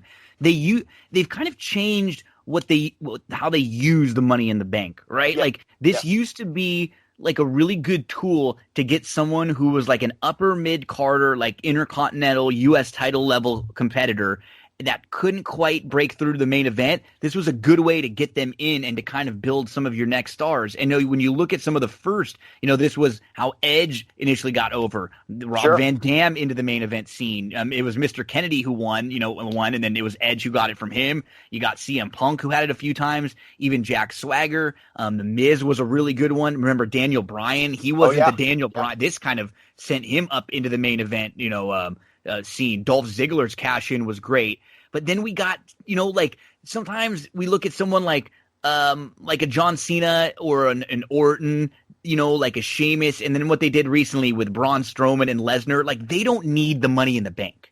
No. It feels like a waste when you put it on them, because you could at any moment, any time, announce that they're going to be in a main event and have a main event title match, and it wouldn't seem weird. To me, kind of what you said with Dana Brooke, like I like when you give the Money in the Bank to someone that we're like, what the hell? And then we see how do they get there, right? Like how are they going to get there? Yeah, it's like the same with Carmella. Remember it was that we had the match again. It was great. Another ladder match because the social media went wild, and then she won it again. And it was just like, okay. And then, so you look at the women competitors in this match. You're like, Nia's probably the one that has the best chance of getting over Becky. It's not necessarily, do you have to have the title if you win, if you don't successfully cash in, the briefcase. And then you look at the men's side of it. I'm sure AJ is the favorite. He's come back from the dead. He was buried. But, if you look at, Daniel Bryan, Rey Mysterio, Baron Corbin is not going to win this. I do not think that Otis is going to win this. I don't see Daniel Bryan. I don't even say Rey Mysterio. I don't want AJ, and I love AJ. I would love to see Aleister Black. It seems like the most. Aren't they teasing us a little bit? I think they are winning this. I think so, because you look at it and it feels like you said, Daniel and Ray, like they don't need this. This just doesn't. It doesn't. I think they're in it because they're going to be great workers. The crowd, or that I was going to say the crowd's going to get behind them. No, they're not. They're just going to be able to like tell really good stories throughout this. And when you're watching at home, people are interested in those two guys. Great. And if you want to, shoehorn Ray into some kind of a like veteran last stand storyline, I'd be okay with that. But you don't need to do that with the belt. So when you kind of start eliminating just what you did with the women's, right? So Daniel Bryan, doesn't feel like it. Mysterio, doesn't feel like it. Corbin has already won this, and then he won the King of the Ring, which is basically like this anyways, right? Sure. Very similar. Like, he doesn't need this either. So now you're down to, Alistair, Otis, and AJ. Okay, AJ just came back. He makes the most sense because you could just put him right into a feud with Drew right away. That just fits right. That fits perfectly. He can do that immediately. But again, he's not someone who needs this. This would do a hell of a lot for the two guys, Otis or Aleister Black. Is Otis ready for this? Are they ready for this with Otis? Who knows, right? I don't think this is something, but he would be one of those absolutely complete Mandy surprise Rose guys like we talked about. Because maybe with Mandy behind him, and then what they could do with someone like Otis is you could do it both ways, right? He's such a sympathetic character. He could be someone that loses his shot. Maybe Mandy's trying to help him or convince him to cash it in one day. He goes and cashes it in, and he doesn't win. And then he's sad because Mandy, he doesn't know what to do. He's kind of disappointed with Mandy. Then they got the story. So you could at least, that would be fun. I still think the best choice here is Aleister Black. To me, that seems like the absolute best choice here. Hey, we could have some good booking with Otis. He wins it, can't cash it in. Mandy leaves him. Otis turns dark. I mean, it's all there, man. It is. It's fun. And then with Aleister, I mean, we're just talking about a guy who he is almost exactly what this was made for. The guy who's just on the fringe, on the cusp. You could throw him in the main event with someone right now, but we probably wouldn't believe he's going to win the match quite yet based on like how he's been booked. He gets this he gets this Money in the Bank, and he's able to kind of put himself right in the picture at any point. And then even if he has to become kind of heel with the briefcase and turn, and it's on someone like Drew, or maybe it's down the line. If Seth were to win, you could see him lock up with Seth. We could see him lock up with AJ. That would there's a lot of opportunities for him. And then when we think about the Raw versus SmackDown stuff, what you said about Nia, I know Becky, this was just something that I caught and I heard. Becky had mentioned she's going to address on Monday night the winner of the Money in the Bank. So I don't know if they slipped on that. Interesting. And it's going to be someone from Raw and not SmackDown for sure. True. Because if that was the case, then that definitely narrows our field down because and it would probably be Nia. So right. Yeah, I mean the field look really good. There are at least a couple in each match where, like we've talked about, how and what could happen with them and how they could win it. That could be a lot of fun. And then we have a couple of the title matches. So is this time for Tamina to beat Bayley quite yet, or is this just another one for Bayley to beat along the way? Well, Bayley's definitely the heavy betting favorite here. Mm-hmm. I like that they pushed Tamina in this spot. Finally, she's not this bodyguard type with someone else, and we get to see her and some personality and what she's made of. I don't see Bayley giving the title up just yet. But are we in a time right now where we're not going to have a lot of fans in the arena and let's try it out on Tamina? I don't know, but I do not see Bayley because I still, to this day, don't think we're finished with Bayley and Sasha. Right? I don't think so. Yeah. That has to at some point. But I think they've done a better job recently with, like what you said. Tamina's at least someone that's new. We haven't really seen her being kind of pushed down throats for the last year and a half with some of the same girls who are kind of in that top group. So this is a new, a big contender who kind of gets a little opposite something for Bayley. So I'm fine with this. And it looks like Tamina's she's at least been a little bit improved. Her times in the ring have been short and pretty sweet, and that's fine with me. So I don't think this will be anything that's long, but I kind of feel the same way. I wouldn't be shocked if this was a DQ type win or Bayley kind of weasels out of it, but somehow stays the champ. And then we get the tag team fatal 4-way match for the tag team championships. It's going to be the New Day, Big E and Kofi versus Miz and Morrison versus the Forgotten Sons now and versus Lucha House Party. So I don't know if they're going to go with the Forgotten Sons. I mean, they just came out. They're the new guys in town. I don't know if they're a gimmick that's going to get over with the crowd. And maybe, like you were just saying, this is a time when there's no crowd, when you just say, hey, let's see what these guys can do. Because it feels like this is one of those kind of big moments for them. If they can come in and steal a win here, it elevates them. If they don't win or if they kind of lose, then you probably kind of shove them right back down to kind of just other tag team B, Yeah, and I don't think we're gonna look. I just don't think we're gonna get Lucha House Party. No, me neither. They're great workers, great spots. They're always fun, and they're good workers. So they're in this match for that reason alone. So if you go to the Forgotten Sons, okay. So NXT, they get brought up. They're on the big show now, and it's if they don't win it, it's like, okay, do you want them taking the pin? What does that do for them? Positive or negative?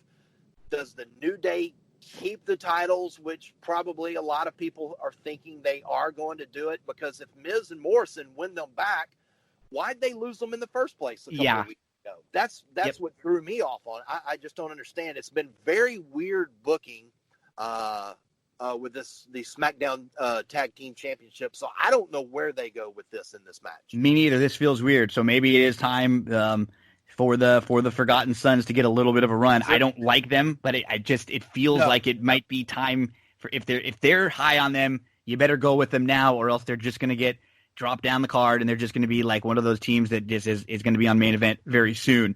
We get the two big title matches now. First up, we get the Braun Strowman, Bray Wyatt. We'll get a little more build to that on SmackDown on Friday. I'm sure right before the go home show. But they have a lot of their history with the Wyatt family, and so they have a storyline to build in here. I'm at least a little bit intrigued to see what this is going to be. If it's going to be straight match, maybe we get a combination of some things here and there with Bray before the match and after. But I'm at least curious to see what happens here, because anytime the Fiend's in the ring, I'm always curious, because he's a character that, booking wise, they have a tough time. They don't really let him lose, and it's kind of the same with Braun. You don't really see Braun losing clean all that much. So when I see these two guys, I'm wondering, something's kind of got to give here.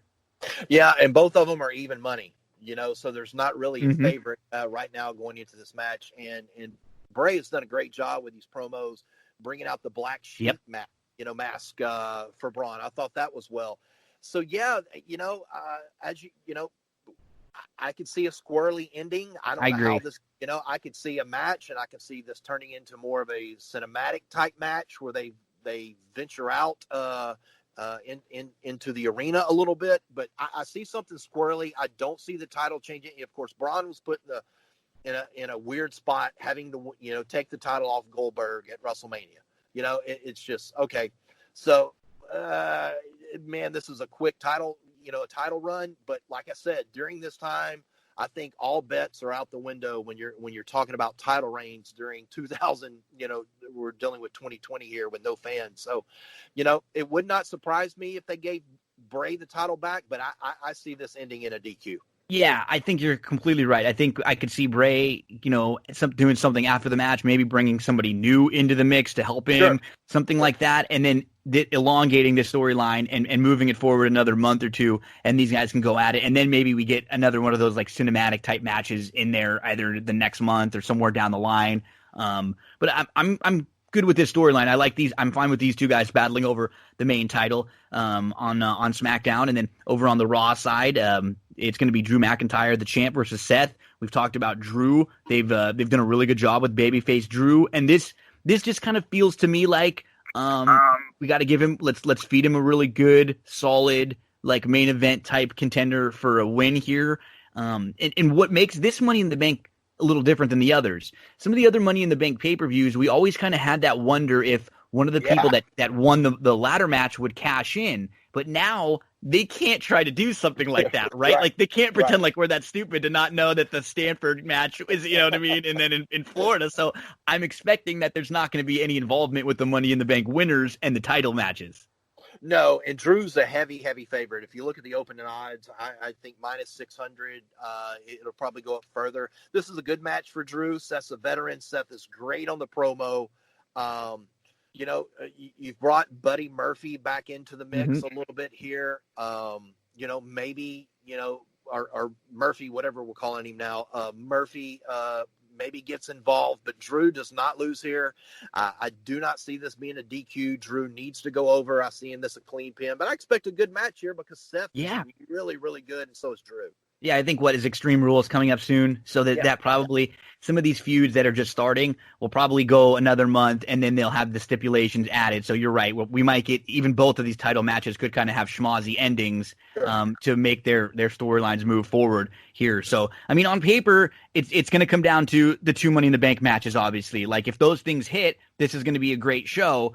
And I mean, I'm pretty pumped for both of them because it's interesting. Like there's nobody, I mean, I guess short of Corbin in the one match that I'd groan about. If they gave it to D-Bry or Mysterio or Otis or AJ, I would have a blast with it. And then we obviously talked about really wanting Aleister Black. And then on the women's side, I'm fine with Asuka, Nia, Dana would be fun. I guess like Lacey doesn't really need it either. She's been hanging around in the main event picture for a while. And even Shayna, like, she could win, but she's not one that needs it. She could be kind of shoehorned in there anytime. So when you're looking at all the contenders and there's a bunch of them that you're okay with, you don't make that Corbin sound. That's good by me. Look, I love Baron Corbin. Me too. He's one of my favorite superstars. Great top heel. Great top level heel. Yeah, and I love that he's won this match before, and I love that he was king of the ring, but he's kind of been, okay, we're not really focusing on you right now. So, no, the timing is not right for him. Like I say, I'd love to see Aleister because I'd love to see him with it. But, if you want to really shake things up, Otis would be the guy to give it to. But, two very intriguing matches for Mother's Day, for sure. So, okay, Coop, if you're down, maybe let's plan on linking up again next week because what we can do is we can recap Money in the Bank and then we can preview the Double or Nothing because Double or Nothing will be the next weekend following up. So we'll start to kind of see if the landscape has changed after these big shows. So Chad Cooper, my friend, give everybody your plugs and then your homework. Send me a text sometime in the next few days. Think of one of the old wrestling shows that you like. I'll let you know the ones that we've already gone back and covered. I think we've done WrestleManias 3 through 10, like so 3, 4, 5, 6, 7, 8, 9, 10 have been done, and then we just did 13 and 14. We did SummerSlam 92. Anything other than that, Rumbles, King of the Ring, Survivor Series, SummerSlams, hell, you want to go do a WCW pay-per-view or anything at all, you let me know. We'll recap it. We'll go back. We'll watch all the old matches. We'll have a drink while we're doing it. We'll talk about the commentary. We'll laugh and we'll do it. So think about a show that you want to do for the future, and I'll link up with you in a few days. We can talk about when and give everybody your plugs. Where do we find you? At the Chad Cooper, both on Twitter and Instagram. At the Chad Cooper. Yeah, anything with a gobbledygooker on it, then it's probably get ready because I love the gooker. Beautiful, Coop, you're the man. I asked you again for like 20 minutes to a half an hour. You give me about 45, 50 minutes. Always appreciate it, buddy. Thank you so much. Stay safe over there. We'll talk soon. Enjoy the wrestling this weekend. Thanks, Gino. That's the Coop, Chad Coop. One of the sponsors of That's What G Said podcast is Cindy Carava, full-service realtor, and I am here over in Glendora at Coldwell Banker with Cindy Carava. Cindy, how was 2019 for you? Tell us a little bit about what kind of stuff you were working on. Hi, Gino. Thanks for having me. 2019 was just really great. I had a great year selling homes all the way from Altadena, Arcadia, Monrovia, out to Upland and Ontario just recently. The market has been really good. We're looking forward to 2020 with an increase in home prices about 5.8% this year, opposed to last year where it was a little softer. We saw more like homes averaging about 3.5% in increase in value. It's also looking great for buyers. The interest rates right now are going to be staying under 4%. So if you've been on the fence about thinking about buying a home, now is the time to do so with interest rates still staying low. And you offer more services than just the buying, selling, and leasing homes. Tell us about some of the other services that you offer and what a full-service realtor really is. So you're right, Gino. Besides me being a full-service realtor of finding properties for my clients to buy or selling their homes or finding rentals for them, I also have a plethora of resources like handyman, contractors, electricians, plumbers. I even, if like I said, if you're thinking about getting a home loan, I actually work with 2 great lenders that I can recommend to anybody. And you're all over the internet, social media, websites. Let us know some of the places where we can find you. I know I've seen some reviews on Yelp and on Zillow. Everyone always has positive things to say. Everybody hears me raving about you all the time. But where can everyone else find out information about you or contact? Thank you, Gino. Yeah, I am on Facebook and Instagram and LinkedIn. And you can contact me on my website, which is www.cindycarava.com, or my email, which is cindyc.realtor@gmail.com, or feel free to call or text me on my cell phone, which is 626-394-6400. Cindy is awesome. She's one of the kindest and most genuine people I've ever met. I promise you, you will enjoy every minute you interact with her. So thank you very much, Cindy. Appreciate all of your support from That's What G Said podcast. Thank you, Gino. Have a great day, everyone. Big thank you to Chad. And hey, while we're talking wrestling, let's go back in time now and talk WrestleMania 14. We're going to recap WrestleMania 14 match by match. We go through the commentary, everything happening in the world of 1998 WWF. It's the Attitude Era. Everyone is saying, suck it, doing the crotch chops, flipping off their teachers, 'cause Stone Cold said so. Darin Zoccali, Andrew Champagne, join me. We have a ton of fun talking about WrestleMania 14 from 1998.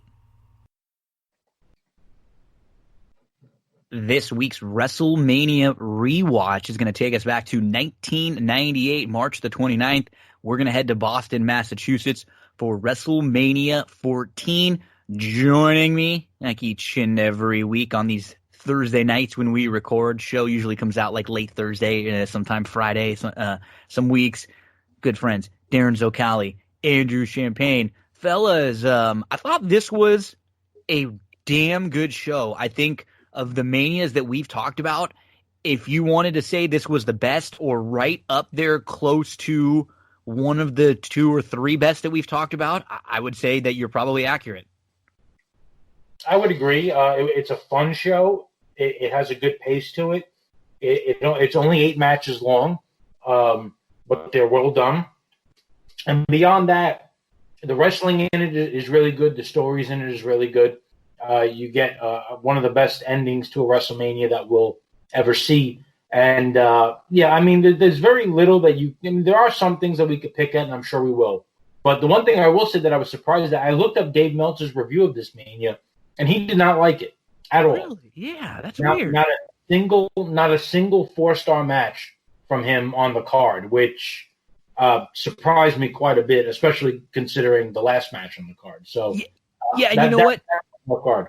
And Andrew, we'll get to you right now, and you can kind of give your opening thoughts. But what I kind of felt too is that this was, you compare it to shows like WrestleMania 10, where you have 2 like 5-star matches and then a couple other downers, and then it's the show like this where there's nothing that probably is into the 4.5 range. But there's nothing that's bad. Even the bad stuff is fun. It's really good storyline. And I don't think I'd even really consider anything like bad in here. What are your big thoughts, Andrew? Well, my first opinion goes to something Darin said in talking about Meltzer. This show wasn't at the Tokyo Dome, so he didn't like it. I mean, for goodness sakes, Mitsuharu Misawa could lay motionless in the middle of the ring, and he would give a match 4 stars. Too soon? I think he actually did give it 4 stars. I'm just saying. Anyway, when you look at this Mania, one of the things that I really liked, and one of the things that I really loved in looking for Manias to rewatch and relive in this weekly segment that I so look forward to doing, is there's no filler. Everything serves some sort of purpose. This isn't WrestleMania 8 where the highs are really high and some of the matches make you go, why was this booked? Did we need this? I mean, look at WrestleMania 6, for instance. That show was unnecessarily padded with these 4-minute matches that went nowhere and ultimately did nothing. Everything mattered on this show, and the actual wrestling portion of it from start to finish, taking out the buffer at the front end and the buffer at the back end on the WWE Network, 2.5 hours. Yep. I mean, this show flies by. It's an easy watch. There's something for everybody. And while certain matches might not necessarily hit the right tone for you, it's something we've mentioned on this show. It stinks, but it stinks really quickly, and they move on. Tempo is certainly something they valued at this point, and that's something that you see in the Attitude Era on the Raws of that era as well. If something stunk, they moved right on to the next one, and if that didn't land for you, something else was going to later on in the show. I think it was emblematic of WWF's product at the time in a lot of ways. This is this is like an era-changing show. When we discussed WrestleMania 13, you can tell in just 1 year how many things have changed. Just obviously the attitude, we're into the attitude era now, but in 97, we were still in that, the corner hadn't fully been turned yet into this like really chaotic world where anything can go on. You could see it. It was almost there. This is like we're fully into it. This is a new generation. This is really a new era. I mean, we don't have Bret Hart now for Bret Hart was there every Mania since 2. Is that right? Yeah. So I mean, this is the first Mania without Bret Hart in a hell of a long time. And what's crazy is, you feel like when Bret Hart leaves, Shawn Michaels is going to be the guy forever. And isn't it crazy that he's only around for like another 6 months? After the Montreal Screwjob, when Bret Hart goes, you got Shawn Michaels, he's here. And then after this main event, and we'll talk about it, I'm sure, more when we get in there, but Shawn only wrestles like 3 matches the entire year of 2018 because he hurts himself badly in that Royal Rumble match with The Undertaker. He hurts his back really, really badly. And they were thinking at some point he may not even be able to get into this main event match, and then there were all the rumors, Darren, of Shawn Michaels like mentally not being in the best place, and him not wanting to drop the title here to Austin, and we heard the stuff about the Undertaker having to tape up his fists and kind of go over to Shawn Michaels in the locker room and just let him know that like, if you don't do this, we're coming for you, kind of a thing. So there's a hell of a lot going on in this show, behind the scenes, times that are changing. This show, as JR mentions a couple times throughout it, the highest grossing sporting event in Boston history at the time. This is like a big, big show in the history of WWF when we look back on it. Oh, no question about it. And going back to what you were saying about Shawn, he's spoken about this now at length in different interviews, and he talks about the fact that he was a lost cause, during this point of his career, and that nobody in the locker room, with the exception of his clique, liked him. There was animosity between him and Austin going into this match. There's something that happened at the post WrestleMania press conference that was not a confrontation, but it was, and we'll talk about it later, but it was seen as Shawn trying to not necessarily hog the spotlight, but make a point that he was there. Even though Austin was the guy up on the stage speaking. And yeah, I mean, there was a lot of stuff with Shawn going on, a lot of demons that he was battling. And about a year after this, he met the woman that he ended up marrying and said that she, saved his life, basically. So yeah, there's a lot going on with Shawn. You have the real creation of the Kane character leading up to this WrestleMania, which is something that we'll talk about at length, I'm sure, later. And, you start off with probably the highlight of the show, in my opinion. Yeah, I was going to say, I mean, we've allotted an hour and a half, hour and 45 minutes for this show. Gino, we've got a private over-under bet on how long Darren is going to talk about the very first pop of the evening, where it was Animal, Hawk, and I'm sorry, Darren, my monitor went blank. My monitor went black right as I was watching this on the WWE Network. It pulled a Heenan on me. Who was their manager? I know you want me, baby. We had some sunny days back then, as they said. So we kicked things off, and I mean, this is a fun video package to open the show. And, I mean, this was the era of their video packages just so damn good. I mean, that's just the one thing, and you've mentioned this, Andrew, too. They are as good as any sports team, league, organization, company at doing these videos to build up matches and to recap stuff. They're just incredible at it. And so we get all the build up for everything. And one thing that just makes this show even a little bit better, we get prime frickin' JR, man. Jim Ross is so damn good in this show. He just makes everything feel a little more important. He is, to me, this is where like all of the best of Jim Ross comes together, because you're getting him given some of the backstory for some of the, you know, the real backstory where these guys went to school and what they did and their athletic, you know, history. And then he's given the storyline, you know, backstory because he's locked in on everything. And then he's calling the moves and his voice and his intensity. And then he's like fighting off King too. Like he's really doing a hell of a job on this show. It's awesome. And we get things started with a fun 15-team battle royal right away. I mean, this is just 30 guys in the ring at once. This is actually the first battle royal, I believe, since WrestleMania 4. And that was at WrestleMania. And we get 15 teams. Farouk and Kama, the LOD, Savio Vega, Miguel Perez, Jose Estrada, and Jesus Castillo, the Truth Commission, which is Recon and Sniper, Bradshaw and Chains, Mark Henry and D'Lo Brown, the Quebecers, Jacques and Pierre, the Rock and Roll Express at WrestleMania. How about that? Ricky Morton and Robert Gibson, the Headbangers, Too Much, which was before they were Too Cool. That's Scott Taylor and Brian Christopher, the DOA, 8 Ball and Skull, New Midnight Express, Bombastic Bob and Bodacious Bart, Steve Blackman and Flash Funk, and the Godwins. Those are our 15 teams. But isn't it great, Darin, when they have any kind of like a battle royal or like a multi-person match? I always love it when only 1 or 2 people get the intros, because then you got the dead giveaway right there, right? When only 1 or 2 people are getting an introduction and their theme music played, it's most likely that they're going to be the ones standing tall at the end. Yeah, we even see that today when they do it with like the Andre the Giant Battle Royal at WrestleMania. You know, where they and it's funny because when you don't really see it that often, but when you're at the show, like they all come down to the ring together. It's like a throng of 20 people walking down the aisle, and then they'll play the music for like 3 or 4 people. Same kind of thing here. Everyone's in the ring. Oh, smokes! What's that? You know. And by the way, the lead up to this is that on a edition of Raw, maybe 5 or 6 weeks before this, Hawk and Animal got into like a brawl, you know, like after a match, they were fighting all the way up to the locker room. And if you listen to the announcers, they were kind of writing them off as if you weren't going to see them again.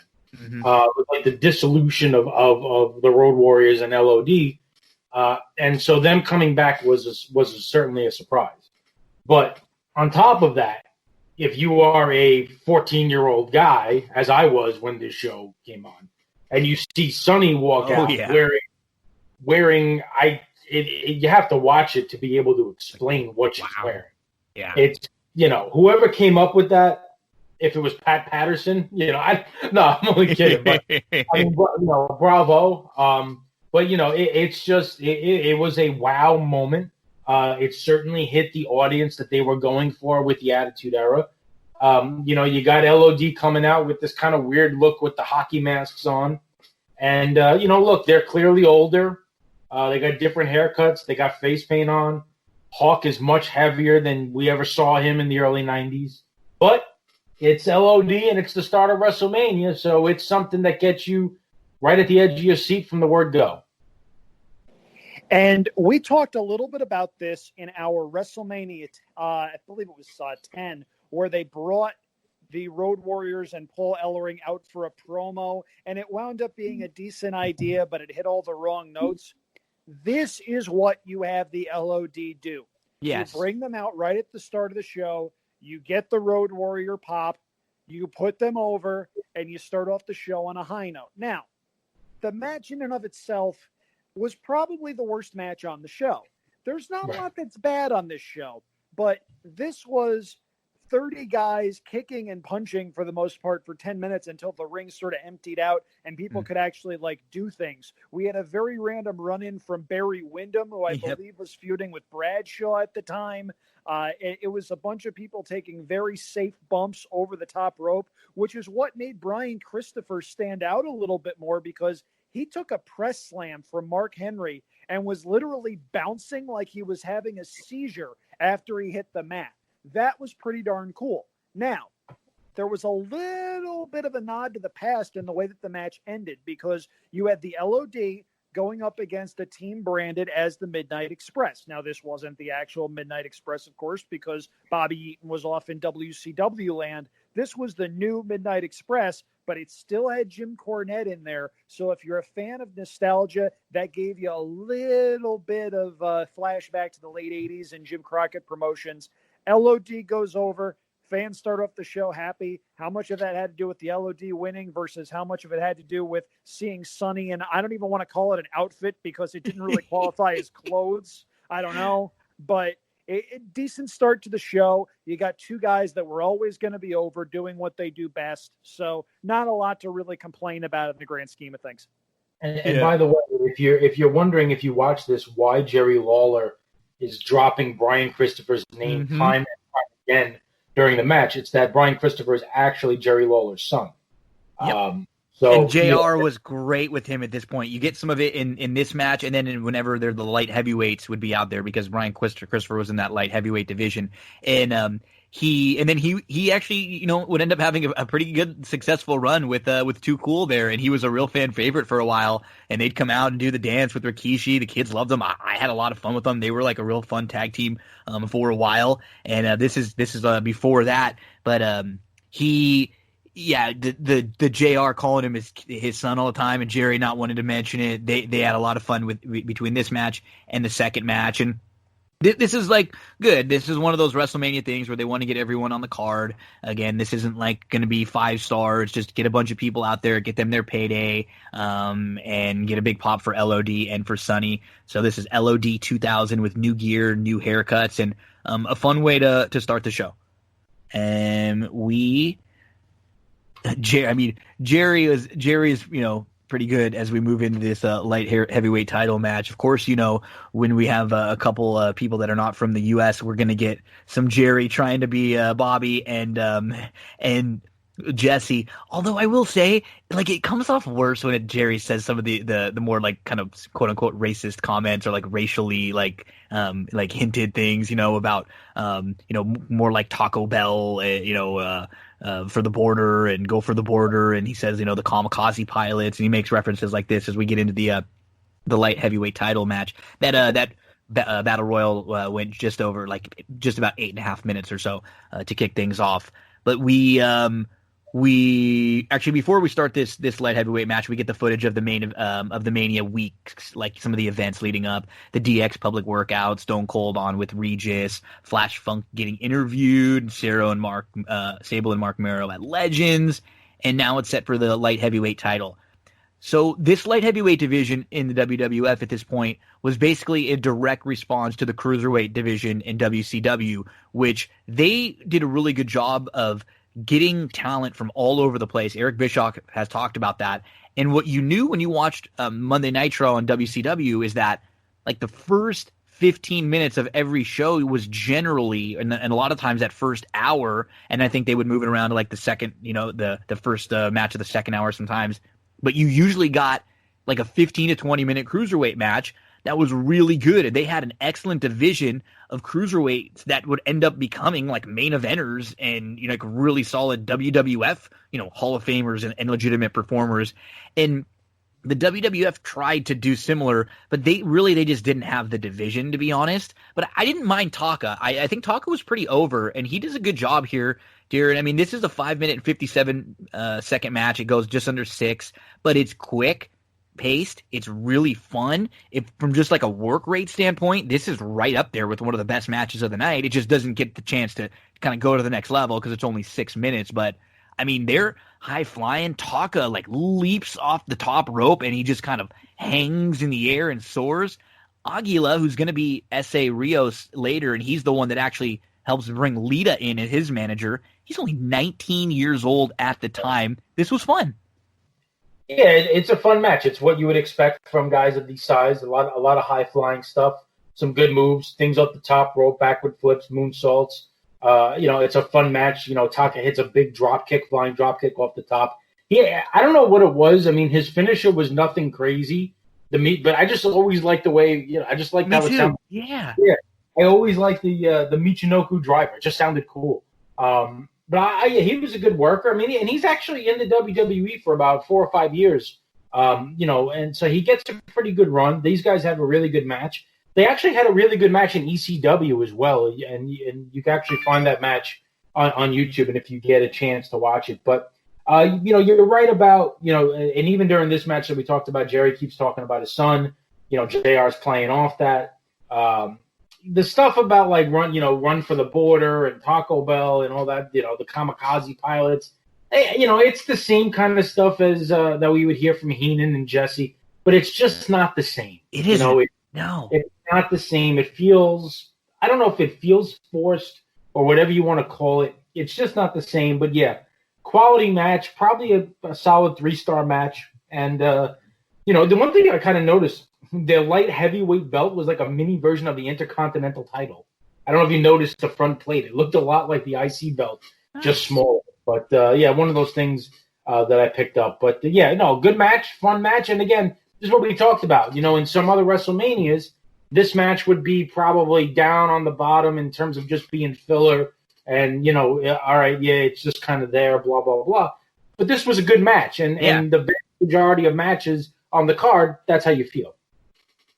I don't know how either of you remember this, but when Taka Michinoku was brought in to WWF, I remember them treating him like a really big deal. Yeah. I remember the old WWF magazine. Don't ask me how I remember this, but it showed a photo shoot of him doing a contract signing in New York or at Titan Tower or wherever.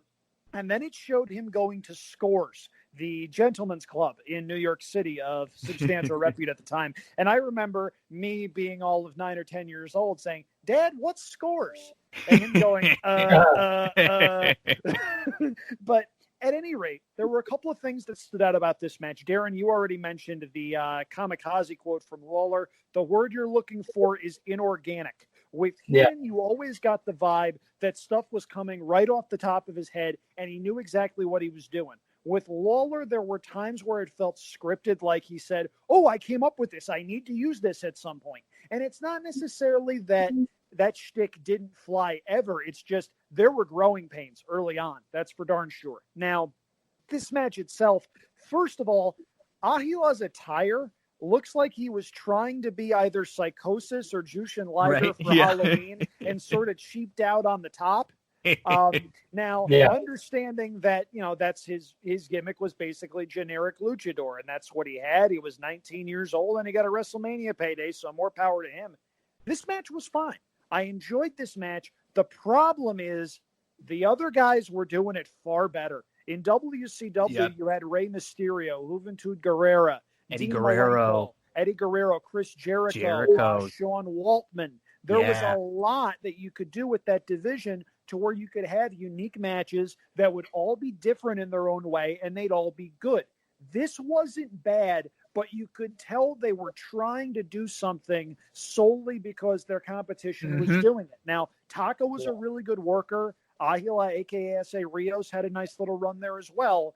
But as far as magnitude goes, it was fine, but it's one of those things that you watch and you go, this is okay. It was quick. These guys worked hard, but long-term, any sort of substantial impact? Not really. Yeah, this was one of those things that, as you mentioned, most of the show is important.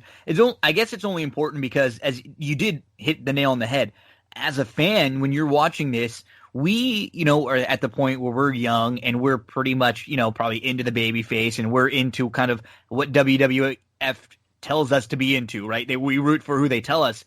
And they told us this guy was going to was something special. And you know what? He did, I think, as good of a job as he could do in the spot that he was in. I never felt like, oh, this division didn't hit because of Taka. I think you just nailed it, Andrew. And Darin, if you're going to say something, feel free to jump in right after this. Like, I think it was just, the people that were watching both shows, we knew what was going on here. it was very obvious. It's like, hey, this is just the immediate response to that cruiserweight division. Yeah, well, no, we certainly did know that, and the push probably had a lot to do with that. But I genuinely think that they liked him. And yeah, I don't know if you'll remember, but a few years after this, I don't remember if it was 99. Well, probably had to be 2000 because Triple H was champ. Taka faced Triple H in a championship match on Monday Night Raw. I remember this. Yeah. Yes. That's APA is with Taka. Yes. The match is really, really good. The crowd is into it, really hot. Yeah. So, it just goes to show you that they liked him. They gave him a bit of a push. But, he had some moments that, like back then when we watched that match, everybody was into it. There were a couple of false finishes that had the crowd ready to just explode. But, he was one of those guys that they liked and they gave a push to it. And the guy could absolutely work.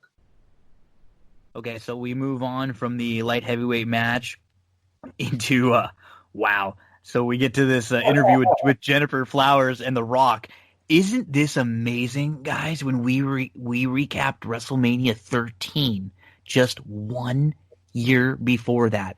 We saw Rocky Maivia, the babyface. The crowd was dead for him, still kind of a little bloated, a little chubby. He's still got a little bit of the baby fat here, too, in his face and stuff. I think it's right before he ends up having that surgery that changes the way his body ends up looking, too.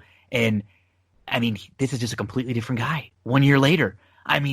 He's not quite The Rock yet. He's still not quite as smooth as the guy that we know now and that has been multiple times the highest grossing actor in different years and is one of the biggest stars in all of Hollywood.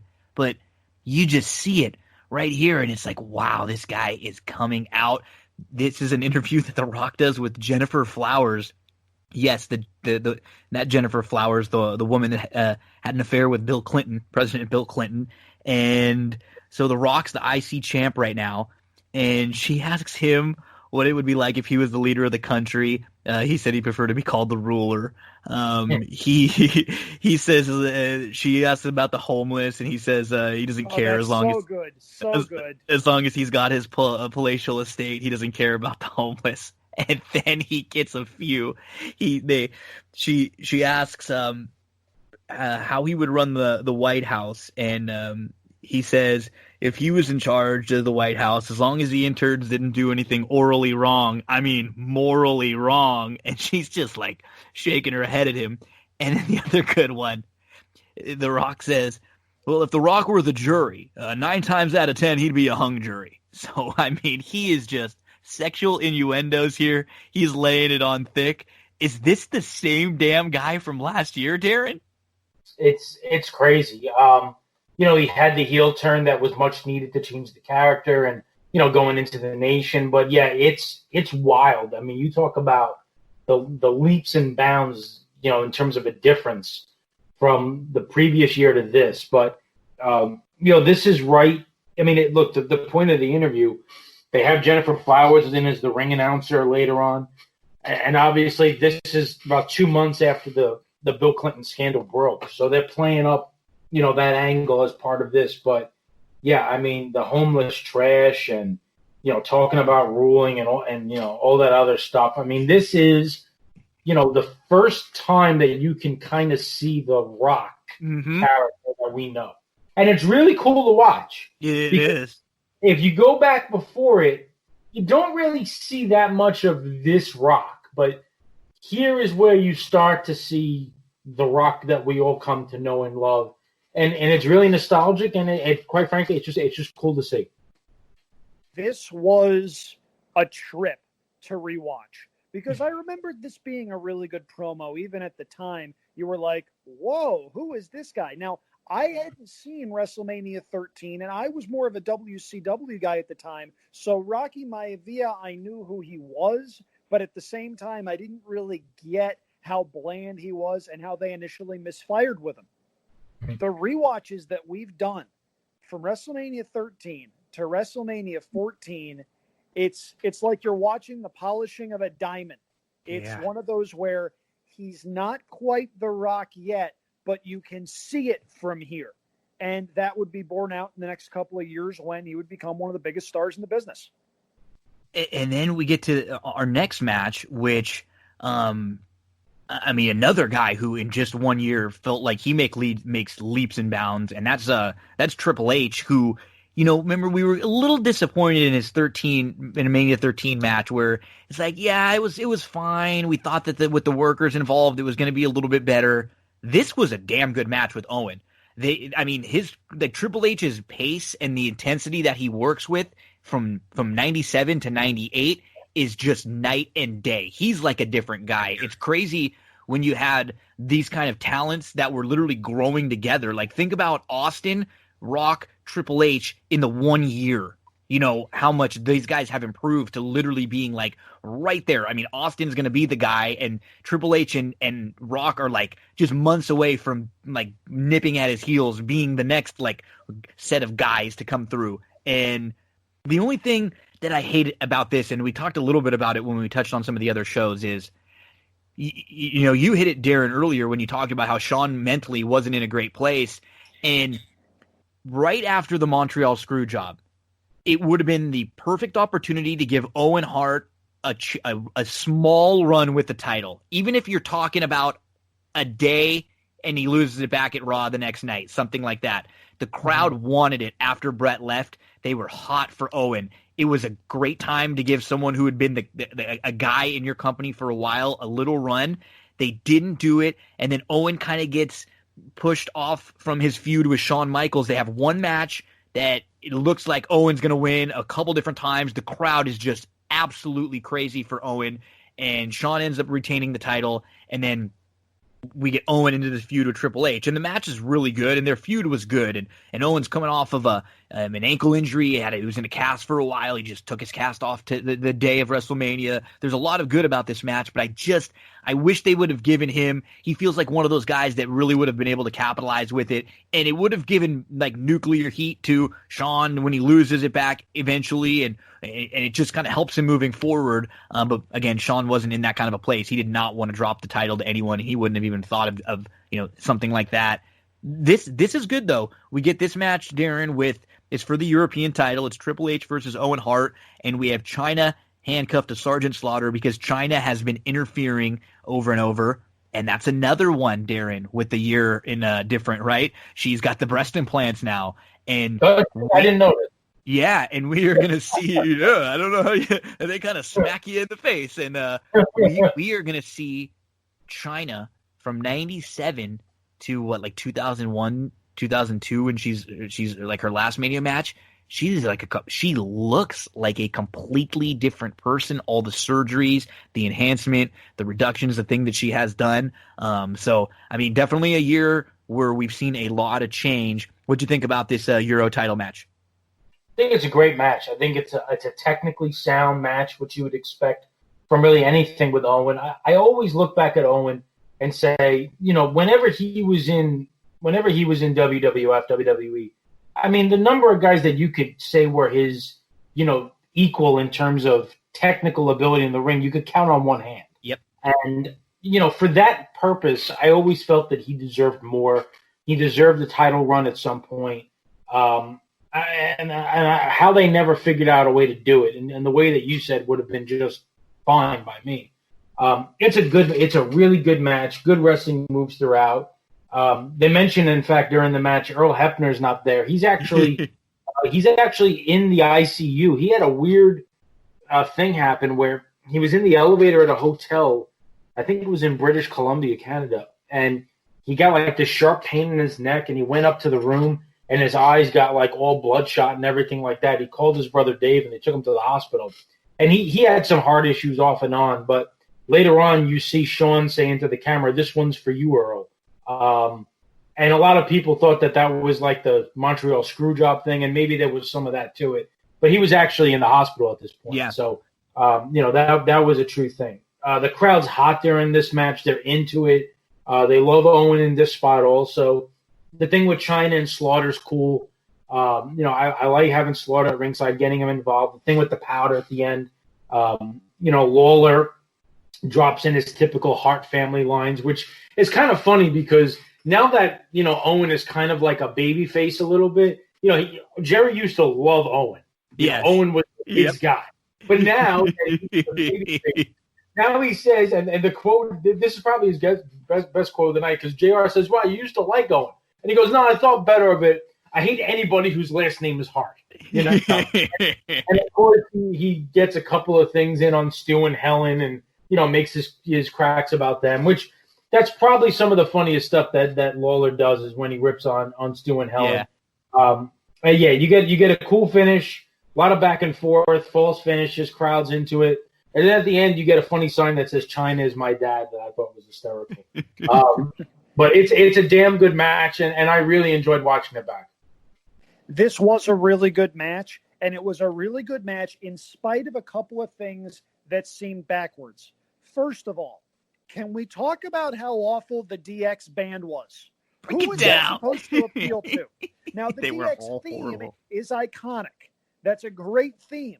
But that band in a live setting looked like the garage band down the street. And they sounded like it. Yeah. They brought nothing. And they wound up getting residuals for a really, really, really long time because they kept bringing DX back and they kept using the music. So WWE had to keep cutting the checks. Now, the other thing that was backwards to me in here, Triple H and Chyna are over as faces in the eyes of the crowd, to the point where when Chyna has to be handcuffed to Slaughter, the crowd is sort of indifferent to Slaughter, who's supposed to be the face commissioner, the good guy that's maintaining order and authority and the law and whatnot. And it just didn't seem like the crowd wanted anything to do with that character. And looking back, I don't remember a whole lot about face commissioner Slaughter other than he was the whipping boy for a lot of DX's early antics. Now, this match is really good. You have Triple H, who's finally starting to get it in the ring after showing so much promise early in his career. And then you had the Madison Square Garden incident. He got punished for a year and had to work his way back up. You have Owen Hart, who could work a good match with a broomstick. He could probably get a really good match out of any of us in his prime. Let's be real. There's a great sequence at the end where Owen gets the sharpshooter. There's a couple of really cool reversals, and you see a taste of just how good Owen was and how good Triple H could be in the right setting. The one line I didn't like in here, and it was no fault of anyone at the time, JR refers to Owen as the lone surviving Hart. He did, Talk about things that do not age well. I know, right? Oh, gosh. I didn't even catch that one. Yeah, it was bad. Now, this match, on a happier note, it's a really good match. If you want to see Owen being Owen and Triple H after he's figured out how to work, what works and what doesn't for his character, he's found a heel character, he's running with it. It's a really good match. The crowd pops huge when Chyna beats up Sergeant Slaughter and gets free. That was at the point where you sort of realized Chyna's going to be around a little while, and she might have the chance to draw some money at some point. She did. She was a mainstay on WWE programming for a long, long time. It's unfortunate that things ended the way that they did for her, and that could potentially be another podcast that we do at some point down the line. It might well be a Dark Side of the Ring at some point if they get to that point. But it for now, this was a really good match, despite some things that, when you look back on it in hindsight, seem a little bit backwards. Yeah. So there's some other things to mention. Owen's big here. He's thick, like upper body, like definitely big. One of the bigger versions of Owen that we see. And I like that they mentioned that these guys are both King of the Rings, which is cool. And then when they talk about Earl Hebner not being here, Cherry says it's too bad because Earl would have counted the 3 on Owen, making the reference to the Montreal screw job. Good back and forth. I mean, you hit Andrew towards the end of the match. This crowd got hot.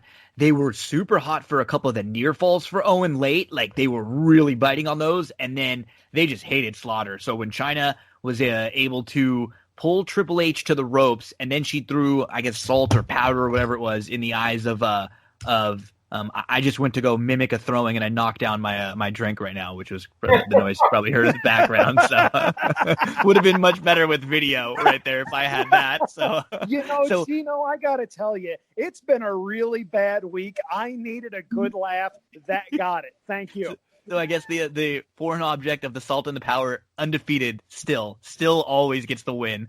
As Slaughter gets the salt or powder thrown in his eyes, and then Chyna low blows Owen. She does it all, right? I mean, she pulls the Triple H to the ropes to save him because Owen would have won in the sharpshooter. She gets the better of Sergeant Slaughter. She low blows Owen, and then Triple H hits the pedigree for the win here. This was fun. This went about almost 12 minutes or 11 and a half minutes or so. And I mean, these are the matches that I love when we watch shows, because on each show, like I remembered a couple things on this show, but I forgot that this was this good. And I was really happy to get and sit down and rewatch this one as we come up to, I mean, Steve Austin is the most popular at this point. Maybe like Sable is unbelievably popular. She has a short run for probably a year to a year and a half or so, where she and Dave Meltzer talks about it too, when he would see the quarter hour and like the minute by minute ratings. This is in the middle of the Monday Night War, when they're crazy about like every minute. Why are the WWF or WCW getting better ratings? Who's on the screen? What do the people want to see? Every time Sable was on the screen, people tuned in to WWF.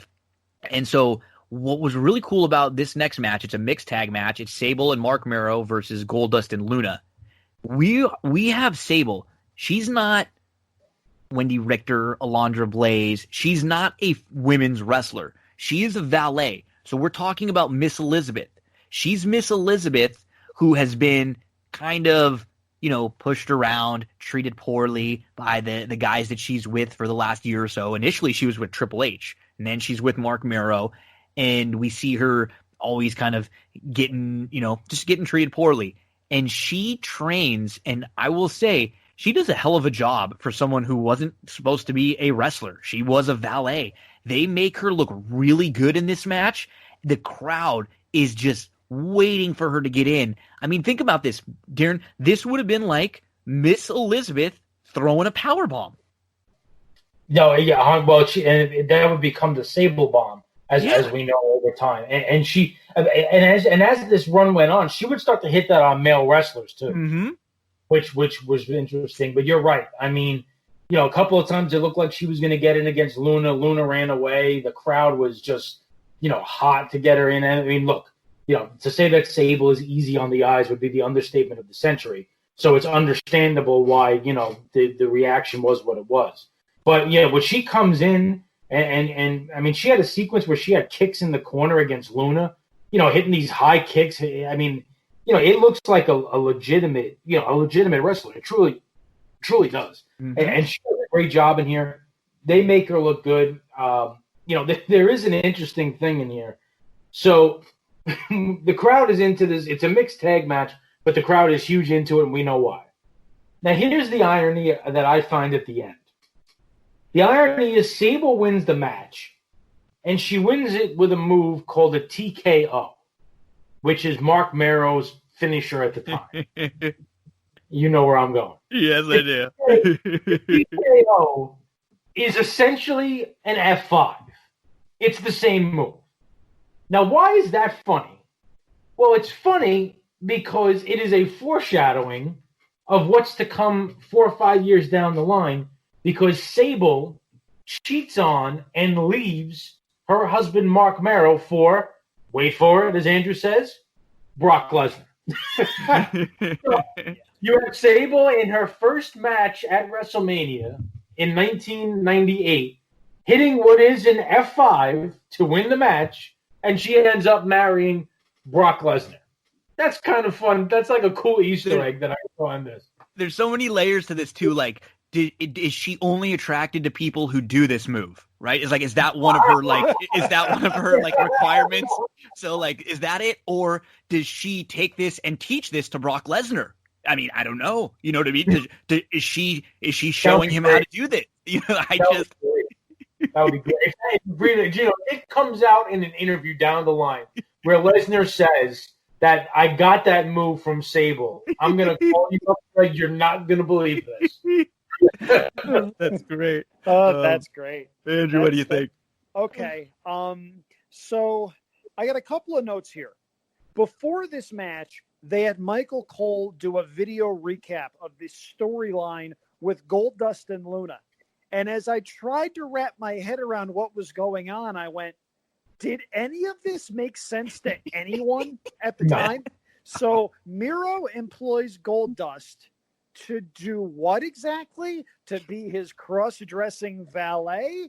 And then Goldust tries to play marriage counselor. When you explain it like this, it's so much better, too. And I'm going to tell you something. I'm going to do this again with another major storyline later in the show. I'm going to explain this with a straight face, and you're going to tell me why I'm supposed to buy it. Now, the answer to that question in this case is because Sable was really hot. Now, this is a compliment here. This is something that WWE over the years has done a pretty good job of with women's wrestlers that weren't necessarily trained as wrestlers or who are still learning. They don't do things they can't do. Yes. They found something that Sable could do, which were those high kicks in the corner and the TKO. And they protected the heck out of her to the point where now Sable was no ring technician. She was no savant, but her presence didn't bring the match down at all. In fact, if there was any spot blown by a woman in this match, it was actually Luna coming off the top rope when Sable was covering Goldust. That might not have been Luna's fault. The ref might have been out of position and missed the cue, but Luna's standing and waiting for what seems like an eternity while Sable's got Goldust covered in the middle of the ring. The referee's trying to usher Miro out, and it's like they're waiting for the referee to get back into position. That's not on Sable at all. She was fine. And when Sable got the TKO, the crowd popped. This did the job. Now, there is a necessary postscript here. Sable did cheat on Mark Miro with Brock Lesnar. Sable married Brock Lesnar, whatever. Mark Miro was in a very bad place for a very long time. If you look at him now, he's a motivational speaker. He's rebuilt his life. Credit to him for that, because by his own admission, he was pretty far gone down a pretty dark path. So it's kind of miraculous that he's still with us. And I mean, yeah, Darin, you hit it. I mean, she was good. Andrew, you hit it too. They didn't have her ask her to do too much. A couple of notes that I had in this, man, Goldust is not in great shape here either. He is huge. This is like one of the bigger versions of Goldust you'll ever see. He's bloated. He's struggling at this point in his own life personally. And this is like JR. This is where I love JR, where he's giving us like the Mark Miro, the Golden Gloves info, and he's like combos of real life info and backstory stuff. And he is just crazy excited too. The crowd so into Sable. She gets the takedown like left and rights on Luna. She hits those kicks, and she hits the power bomb. Luna kicks out, and then she ends up getting that TKO for the win. Miro celebrating like a damn fool. And this was a weird point for him too, because he's playing that heely character, but he's obviously not like a full heel, because like right before this, Goldust and Luna kind of turned back on him to set this match up. So his character was kind of weird, but he did a good job like acting like an idiot after the match, even though he really didn't have much at all to do with the finish there. Oh, you know who's coming up next, Andrew? It's Tennessee Lee, and it is JEFF. JARRETT, Jeff Jarrett, who, he was always supposed to be that guy, the next guy, the big guy. And he was always just, to me, like a solid mid-carder. He just never really had that it. He never really connected with the crowd.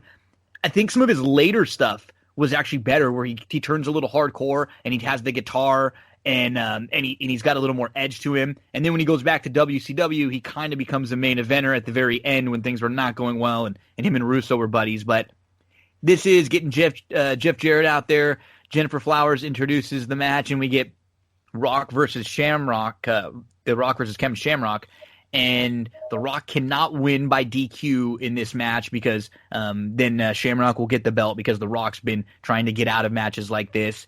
And you know what, Darren? This one thing when we watch and rewatch these matches with the Rock and some of the build up to them, man, did he take no liberties? I mean, did he take some liberties with people with that chair? He did it with Foley. He did it with Foley a ton the year after when they were in those title matches in '99. The Rock would just nail you front of the head, back of the head. He would swing that chair as hard as damn possible. That's one of the cringy things of this show, and it was mainly around this match when you're seeing him. And then that one that they show in the backstory where Shamrock's kind of asking for it, and he hits him right between the eyes. Yeah, I mean, even like watching that back again, I had the same reaction I did watching the first time, where it was like, "Oh shit," like how is he not, well, I'm sure he was concussed. That's why they don't do it anymore. But I totally agree. You get the transition here. Part of the backstory to this is the nation is transitioning from Farouk being the guy to the Rock being the guy. It's like Rock is going to become the leader of the nation. He's got this kind of thing going on with Farouk where you see in the backstory where he, Farouk is in with, I don't know if it was 8 Ball or Chains, one of those two guys. And he's like going to hit him with the chair, and Farouk stops him. And he does that like quick head twitch, like, "Oh, sorry, you're in the way." Bang, Farouk. And then Farouk obviously comes down in this match and, doesn't help The Rock and gives him the middle finger. And that's how everything, kind of changes. But this is really the period where we see the transition full-blown Rock. And it goes on for probably about a year from late 97 into late 98, and we're kind of at the crux of it here. This match is cool. It establishes Shamrock as it's supposed to. He pretty much dominates The Rock. It's not a very long match, but that's what the purpose of it is. And then, of course, and by the way, watching this back, I forgot how hot the crowd was for Shamrock. Yeah. I did not remember that at all. And then going back and watching, it was like, wow. When he hit the ankle lock and it looks like he's winning the match, they pop big time. And then you get the whole thing with Shamrock where he loses his mind and it becomes kind of like part of his character where he starts, he finds out that he loses the title because he held on to the ankle lock, for too long. And he just starts, belly to belly suplex everybody in front of him, and the look on his face, and he goes after The Rock up the aisle of the place. When he gets to The Rock again, when he holds up that IC belt after beating the hell out of The Rock, the place is going nuts for him. And I just didn't remember that. And, I mean, Shamrock was a cool worker. The match does the job of what it's supposed to do. You don't get a whole lot within the match. It's not particularly long. There's not much to it. But it follows what the story's supposed to follow, and I'm fine with that. Going back to the pre-match stuff with Tennessee Lee, Jennifer Flowers, and Jeff Jarrett, to quote the late Mike Graham, Jeff Jarrett broke 1,000 guitars and never drew a dime. Yeah, that was a good one. Yeah, that's harsh. It's a great line, but it's harsh. Jarrett did a lot of really good stuff. If you haven't seen his match against Shawn Michaels for the Intercontinental title at one of the In Your House events, it's a classic. He was capable of a really good match with the right guys. It's just he didn't have the drawing power that a lot of people thought. It. Yep. Yes. I mean, if you look at it, he's a lot like Luger in a lot of ways. Yeah. Questionable booking. He sold out for money a lot. He had some things that people, saw and obviously accepted as an upper mid-carder. But if he was ever your top guy or within 1,000 feet of being a top guy, that's when you had a problem. Now, hey, Andrew, let me jump in real quick and ask you a question. Do you think that when he came into WWE, that because of who his dad was and the WCCW promotion, the fact that he won that belt down there in the USWA and all that stuff like a zillion times, Do you think that he had like a sense of entitlement where these people should know who I am and I shouldn't have to earn anything? I don't know about that, and I think there were enough positives in his WWF run to where you could see he was working and he wasn't coasting. I mean, he had enough matches that were 3.5 stars and above to where people realized, okay, this guy's pretty talented. He's got some goofy ring attire that makes him look like a male stripper, but he knows what he's doing, and he can do a couple of things that we enjoy watching. So that's fine. Certainly there's nepotism with some people in the business. See also Eric Watts and the worst dropkick in the history of professional wrestling. See also George Goulas in the old Memphis territory. It's a tale as old as time. But at any rate, you look at the match itself, The Rock and Ken Shamrock, and I'm glad you guys mentioned the chair shots. And oh my, you look at that, knowing what we know now about the human body and head trauma and whatnot, and it makes you cringe. And I remember the first time in the mid-2000s where WWE said, okay, we're putting a stop to chairs to the head. And I think it might have even been before all of the Benoit stuff happened. I remember thinking, this is going to look really different. I'm not sure what's going to happen here. But as it turned out, it made people a little bit more strategic about when to use chairs in a match and using psychology to be able to make it make sense to where you get a chair to the stomach or a chair to the back, and it still sounds just as good. You can still play it for pain. It's something that ultimately wound up not being a big deal. And you'll wonder if somebody had gotten into a time machine, traveled 20 years back and said, guys, you really got to rework this. It's going to look really, really bad. They'd have made it work. As it stands now, you look back and it makes things really hard to watch. Now, when we talked about WrestleMania 13 and the match with Bret Hart and Steve Austin and the reaction Ken Shamrock gets just for a simple takedown on Bret Hart. Guys, if he comes around now and WWE signs him, he wins the belt in a 1-minute match from anybody that has the title. Yep. And it's not even close. You're right. I think there were a lot of missed opportunities with Ken Shamrock, and that leads me to my point. I liked the booking for most of this card. I hated what they did here because for as many title changes as they had at that point in the Attitude Era, it seemed like every week there was one title that was changing hands, and then you had the hardcore title that was changing hands 4 or 5 times a week. You're telling me they couldn't have given Ken Shamrock his moment here and found some way to get the title back onto Rock at some point? I mean, Shamrock had legitimate potential to be an ass kicker as a face or a heel. And it feels like WWE got him pretty far along the road, but were never really interested in pushing him as a main eventer. Now, he was never going to be Austin. He was never going to be Rock, whatever. But he could have been a guy that you plugged in those spots, and it made sense because if you messed with him, he was going to break something. And he had the ankle lock that was a great finish. Kurt Angle then had it and showed what you could do with it as a finish for a legitimate wrestler. And I just think there is an alternate universe where Ken Shamrock has Kurt Angle's career.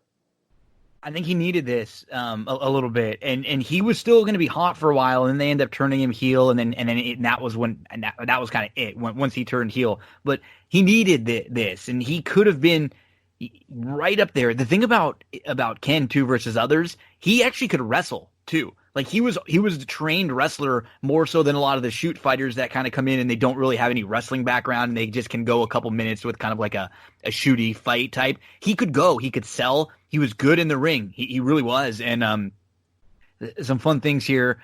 The Rock hits the people's elbow before it's the people's elbow. And JR just calls it the elbow, and it's close to it. It's just missing like a little more of that pomp and circumstance and the little maneuvers the little like movement he would do before he did it. The nation's out there, they're helping. They attack Ken.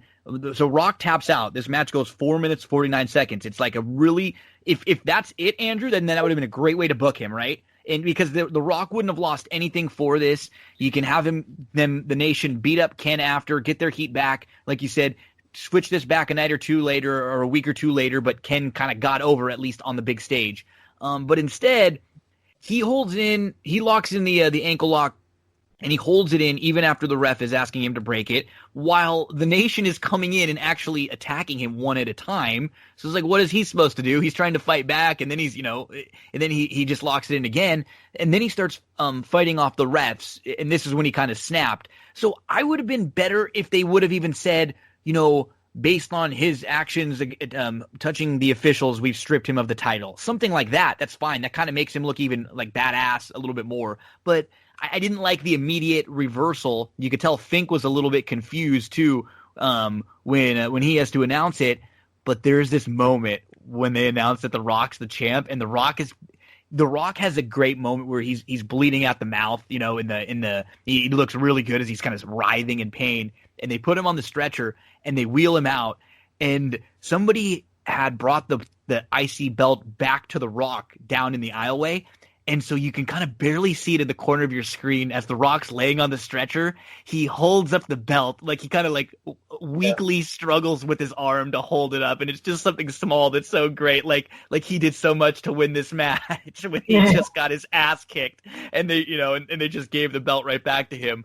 But this was funny. And then JR's going crazy. Shamrock's been robbed. The Irish has been robbed in Boston. He's screaming. But I think you hit it, Darren. Ken Shamrock is freaking over here with the crowd. And this was fun. This was a lot more about the angle, and this continued on for a little while. But I believe The Rock and with Triple H, they're both going to be baby faces pretty soon. Yeah. Yeah, a lot of things change, even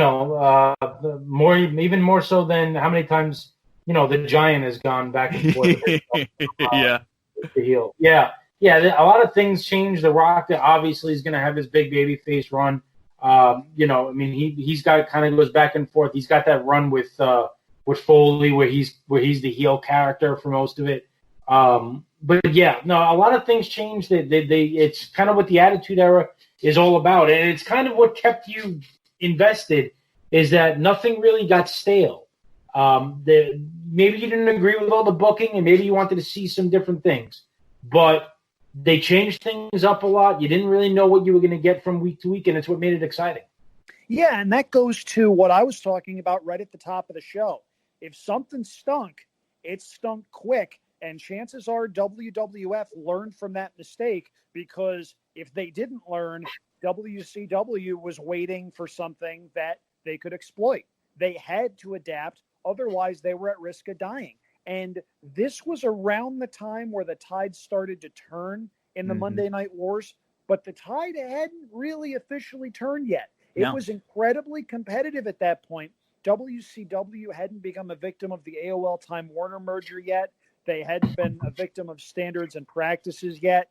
It was legitimately an incredibly competitive matchup week to week to see, okay, who's going to win the ratings war? Who's going to put out the content that's most competitive? Is somebody jumping ship? That was why things never got stale. And as wrestling fans, that's part of the reason why a lot of us, I think, were excited that AEW was coming on, and they were preparing to give Vince a run for his money, because it was going to have to motivate them to either adapt or die. Now, it's another podcast as far as if that worked, but it's a case where competition is a good thing, and I think that's the biggest example of it. This commercial we saw next, the WWF Attitude commercial, I loved this damn commercial. Oh, it was so good.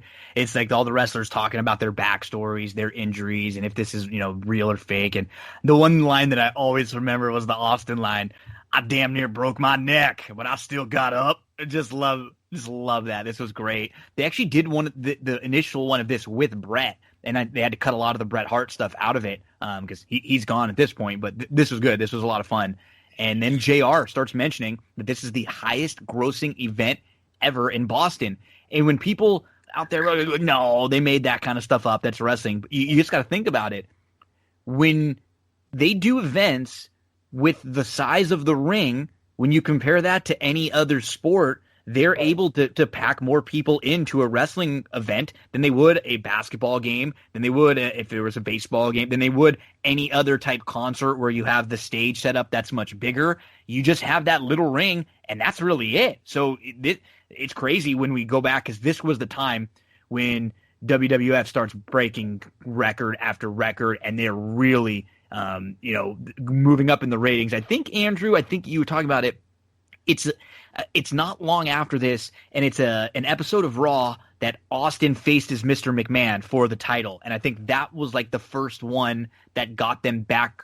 One of the first 83 weeks. Yeah. Yep. I think that was one of the first ones, and then we always hear about the Mick Foley title, spoil when they turn, and then different things like that. But WWF at this time firing on all cylinders as we get to a fun match. It's funny, this dumpster match, if you are someone who's watching All Elite Wrestling and you just watched Dynamite over the weekend, it kind of reminded me a little bit of the main event match on Dynamite this Wednesday, where it was Matt Hardy and Kenny Omega versus Sammy Guevara and Jericho. That felt like a WWF Attitude Era match. This match was a blast, man, but it's another one where it's like there's so many bumps to the back of the neck or the back of the head where somebody's like thrown into the dumpster, or like they're closing their head on like with the dumpster cover. Initially, though, the first thing I remember that jumps out to me is how damn good Road Dogg was on the mic, man. He's so good when he's walking to the ring and he's doing that intro, and the one that we would all be singing not long after once they turn and as babyface DX, and oh, you didn't know? Your ass better call somebody. The WWF proudly brings to you its tag team champions of the world, the Road Dogg Jesse James, the badass Billy Gunn, the New Age Outlaws, and just a ton. Yeah, Gino, how many times as a kid did you do that? Did your parents ever have to yell at you? Did your sister get upset? Many times. We all want to know. As many times as I gave one of my teachers the suck it or the double bird middle fingers, a lot of times. Then this was just that era when your poor parents, and they're such nice people. But I promise I gave the suck it better than Mike Tyson did.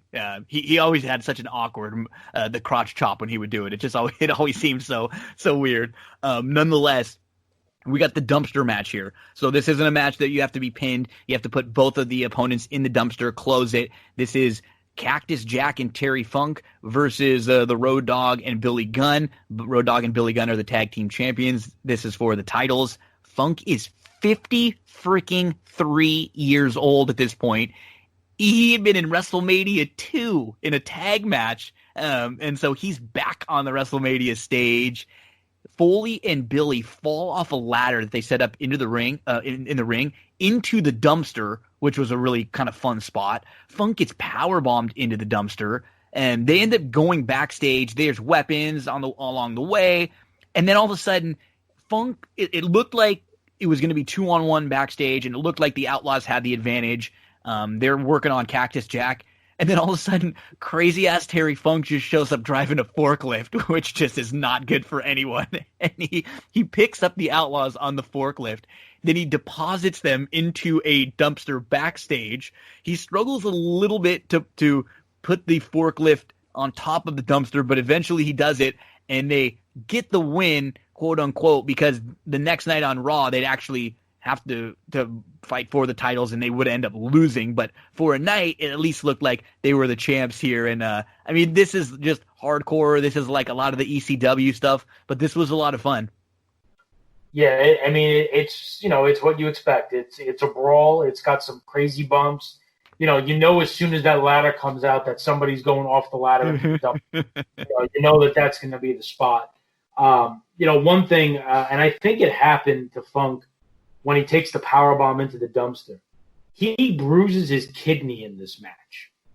And at the end of the match where they're in the back, and they're brawling in the back, and Funk ends up, getting them into the dumpster. Right before that, you get a shot of the small of Terry Funk's back. It is like a giant purple mass on the right side of his back, from the middle of his back down to like his pants. And I don't know if he bruised or lacerated a kidney or something like that, but it was bad. And I mean, and he's got to be in agony. and he's driving this forklift, and he's got this giant freaking bruise on by his kidney. And it's like, of course, because it's Terry Funk, But yeah, I mean, look, as always, Mick and Terry take some bumps where you're just, watching it like, my God, how did these guys make it through their careers in one piece? Well, they probably didn't. They're not in one piece, but in some semblance of pieces put back together. Yeah, I mean, it's crazy. The head chair shots, like I said, the power bomb into the dumpster. I mean, it's just, it's what you wanted this match to be. It's a lot of fun. It's not much wrestling, but you didn't really want it to be, and it did the job. I've got a question for both of you. Is he Chainsaw Charlie or is he Terry Funk? It's kind of vital to know what we're going to call this guy because he gets introduced as Chainsaw Charlie. All the graphics say Chainsaw Charlie. He comes out in a Terry Funk shirt. Road Dogg calls him Terry Funk. JR actually has to cover saying, oh, yes, Terry Funk, but as everyone calls him Chainsaw Charlie, nobody calls him Chainsaw Charlie, JR. Come on. Now, this match, there's some cringy moments to it, as you mentioned, with the head chair shots and whatnot.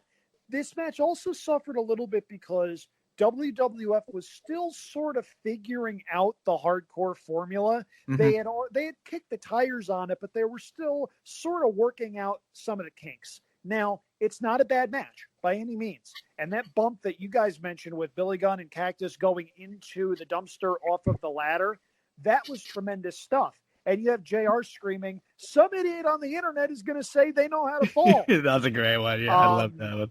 They do. And if they didn't know how to fall, they'd be in many more pieces. But that aside, my one gripe to this match, and they knew it as they were booking it, and that's why they had the match the next night. And it's one of the reasons why I don't like matches that have this sort of stipulation attached. Oh, we're fighting in the back. There's a whole bunch of weapons laying around. How convenient. Oh, there's another dumpster. Yeah. How convenient. Yeah. Oh, there's Terry Funk driving a forklift. Huh, that fits. By the way, before we move on to the next recap package match, whatever, I have to ask both of you this question because given recent events, I feel like it's relevant.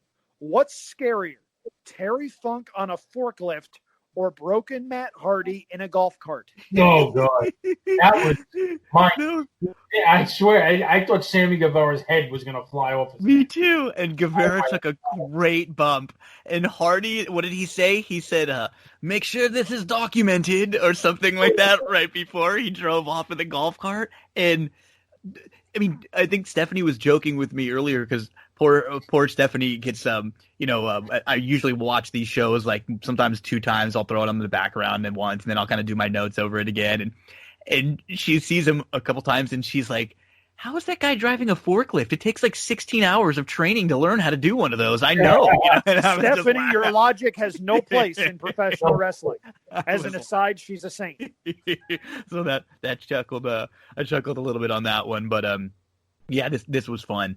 As we then move into a long video package of the build-up for The Undertaker versus Kane. And I got to say, when we talk about some of the best storylines in the history of the WWF, the first year, I guess the 6 months from Hell in a Cell of Bad Blood when Kane came and debuted to now when they wrestle. But even more than that, because Paul Bearer had turned on The Undertaker before. He was already kind of aligning himself with, Vader and the Mankinds of the world, and he was kind of feuding with Taker, so he'd already been kind of teasing that there was somebody coming back, that there was this Kane character for a long time. He had been mentioning Undertaker's brother and all sorts of different things, and he was going to bring him out. So, I mean, we get all of this stuff. I mean, we're talking burning caskets, people being burned, all sorts of, mythical stuff. This goes back to, Undertaker. Apparently, this is going to be funny, Andrew. This might be one of the ones that you're talking about where you go through it. Gee, whatever do you mean?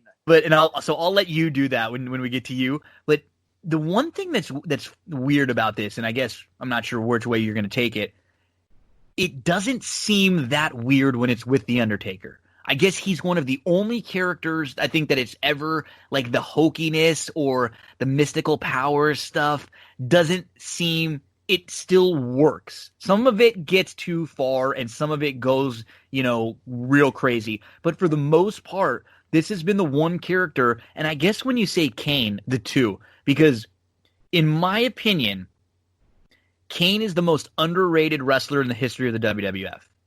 With what he was, think about the time that we're in right now. We're at the time where The Undertaker was getting fed like monster after monster year after year, right? Like, we're talking Kamala, Giant Gonzalez, King Kong Bundy, the fake Undertaker. He had some brutal feuds through the years. And then we get Kane, and he's finally like an actual dance partner for The Undertaker. And think about all the different variations of Kane through the years. Think about all the guys that Kane worked with, from Taker. We're talking Austin back here. He was Isaac Yankem, DDS, and he worked with Bret Hart all the way through the years up until the Daniel Bryan, CM Punk. He was just a hand that was always there for the WWF, and he never really got much of a run. Kind of like the Big Show. You kind of take them for granted because they're just there and they're always there, and you can kind of plug them everywhere. But I think before we even get into the match, probably at least one of my favorite, and I know we've hinted at it in previous years, one of the best celebrities ever to get involved with the WWF in the WrestleManias was Pete Rose. And Pete Rose comes out here to introduce the Kane Undertaker match, and he just, you could tell he is loving this. He gets it. He understands. He's basically Jerry the King, which JR makes reference to, combined with some Andy Kaufman. He starts ripping on Boston. Remember, Pete Rose has multiple champion, has beaten the Red Sox tons of times, and he knows that the Red Sox are a team that's just never won. So he mentions the Red Sox, and he says, okay, well, he's talking to him. The first thing he says, "Last time I was here, we kicked your ass. You can't win a World Series. My buddy Bucky Dent says hello. I left tickets for Bill Buckner, but he couldn't bend over to pick them up. The curse of the Bambino, more like the city of losers." And then, boom, here comes Kane, who at this point had been laying waste to everybody, literally lighting people on fire. And Kane chokes Pete Rose. He tombstones him, and JR is absolutely screaming, "Pete Rose just got tombstoned! Oh my God, Pete Rose!" And this was, Darin, this is on the short list of best celebrity interactions because this sparked a running gag for years after this. It did. It was a great spot. He got right into it, destroys the crowd, and obviously they get the gratification. When Kane comes out and does what he does, it's Pete's phenomenal with this stuff, and say what you want about him and all that stuff, but he's a guy that could sell tickets, puts asses in the seats, and it was a lot of fun. But the stuff you said about Kane, I couldn't agree more. You think about the genius of the Kane character, and if you watch the Broken Skull sessions with Kane, he really gets into what he was doing in the months, getting ready to fill this character. But you think about it, they created a Hall of Fame character based off another Hall of Fame character. Yeah. And I can't think of another time that's really happened, because this character does not exist if not for The Undertaker. Mm-hmm. And that, to me, is fascinating. And, of course, then the question would become, well, how long is this guy going to last as Kane? Because how long can you play this angle up? And he would continue to reinvent himself. Now, that being said, this version of Kane is always my favorite version of Kane. It's the best. I love the one sleeve kind of weird looking attire. He's got this Michael Myers feel to him with the Scary, mask, man. Yeah. the way he like turns his neck and stuff. I mean, it's gold. And the thing that you really take away from this match is, yes, The Undertaker gets the win. This entire match is about getting Kane over. Mm-hmm. It's all about building up this monster. And for the most part, he dominates The Undertaker throughout the match. Yeah. Everything The Undertaker does to him has no impact for the most part. He keeps coming, and he keeps coming. Just like Mike Myers in Halloween. You think you got him dead, and he just keeps coming. And the entire time, Lawler and JR, all they're doing is talking about they've never seen The Undertaker manhandle like this. This guy is a machine. He's a monster. He's so powerful. I mean, that's what the entire match is about. I mean, he kicks out of 2 tombstones, for Christ's sake. I mean, he has the Undertaker pinned in the match early on, and he pulls him up at one point. Yeah. He pulls him up, after a choke slam. Now, there's one thing about this match that bothers me. And by the way, before I get to that, I'll add, if you need to know what this match was about, The Undertaker, and this is unprecedented at the time, the match ends, and yes, Undertaker wins, but it ends with The Undertaker laying flat on his back in the ring. Yep. Which is not something we saw at this point in his career. Here's one thing that bothered me about the match. And it's a little thing, but, we're all about the little things. This guy's a monster. He just is a guy that's methodical and just, pummels you and tombstones you, choke slams you and all this stuff. What in the hell is Kane doing applying a reverse chin lock? Yeah. That's not Kane. That's not he's not a wrestler. He's a monster. He's not here to put you in a old school wrestling hole. A reverse chin lock? Like, what is that? That's the only thing I took away from it. The match is, again, it's not, I'll be honest with you, it's not one of Undertaker's best WrestleMania matches, but it's hard for it to be that because of the way it's booked, where he's just basically getting his ass kicked throughout the match. And Kane is still green at this point, too. He's going 15 minutes, 17 minutes in this match, in a main event match where he's going to be on offense most of the time. And so he's never been in this kind of a situation either. Yeah. And by the way, we talked about Meltzer, hated this match, gave it 1.5 stars. Yeah, I don't see it. I mean, go figure. Okay. Rational speaking Andrew coming to communicate a wrestling storyline to the masses. Ladies and gentlemen, here is the story of Kane. You may remember this if you were a fan of Kane and Daniel Bryan going to therapy together. Well, I grew up locked in a basement, suffering severe psychological and emotional scarring when my brother set my parents on fire. From there, I shifted around a series of mental institutions until I was grown, at which point I buried my brother alive. Twice. Since then, I've set a couple people on fire and abducted various coworkers. Oh, and I once electrocuted a man's testicles. Years ago, I had a girlfriend named Katie, but let's just say that didn't turn out so well. My real father is a guy named Paul Bearer, who I recently trapped in a meat locker. I've been married, divorced, broke up my ex-wife's wedding, and tombstoned the priest. And for reasons never quite explained, I have an unhealthy obsession with torturing Pete Rose. Gino, your homework assignment for next week is to play that segment for Stephanie. I want her reaction. We'll stream it live. And it's this is stuff that if you tried to explain it to someone, they would look at you like you have 9 heads. Now, credit where it is due to someone we have not mentioned yet.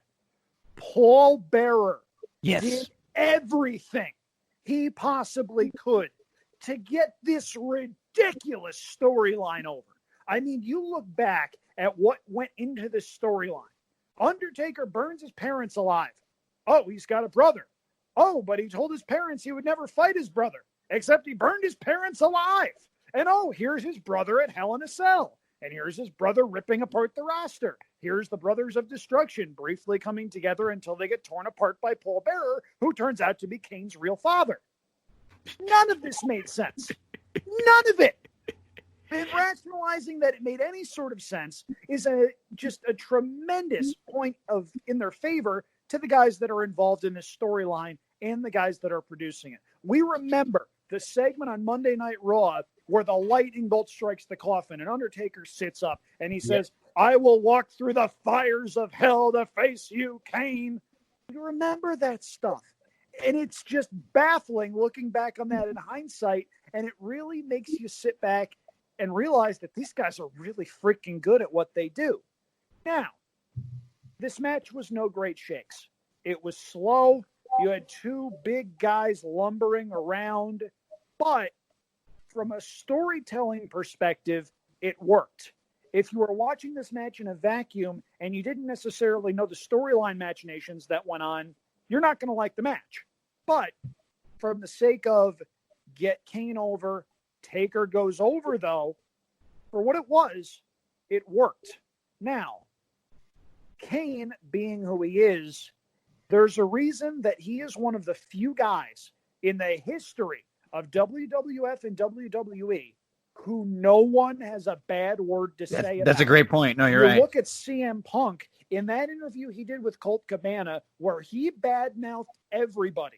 He made it a point to say, no, working with Kane was a night off. That is how you know how respected a guy is behind the scenes. And now Kane is into politics.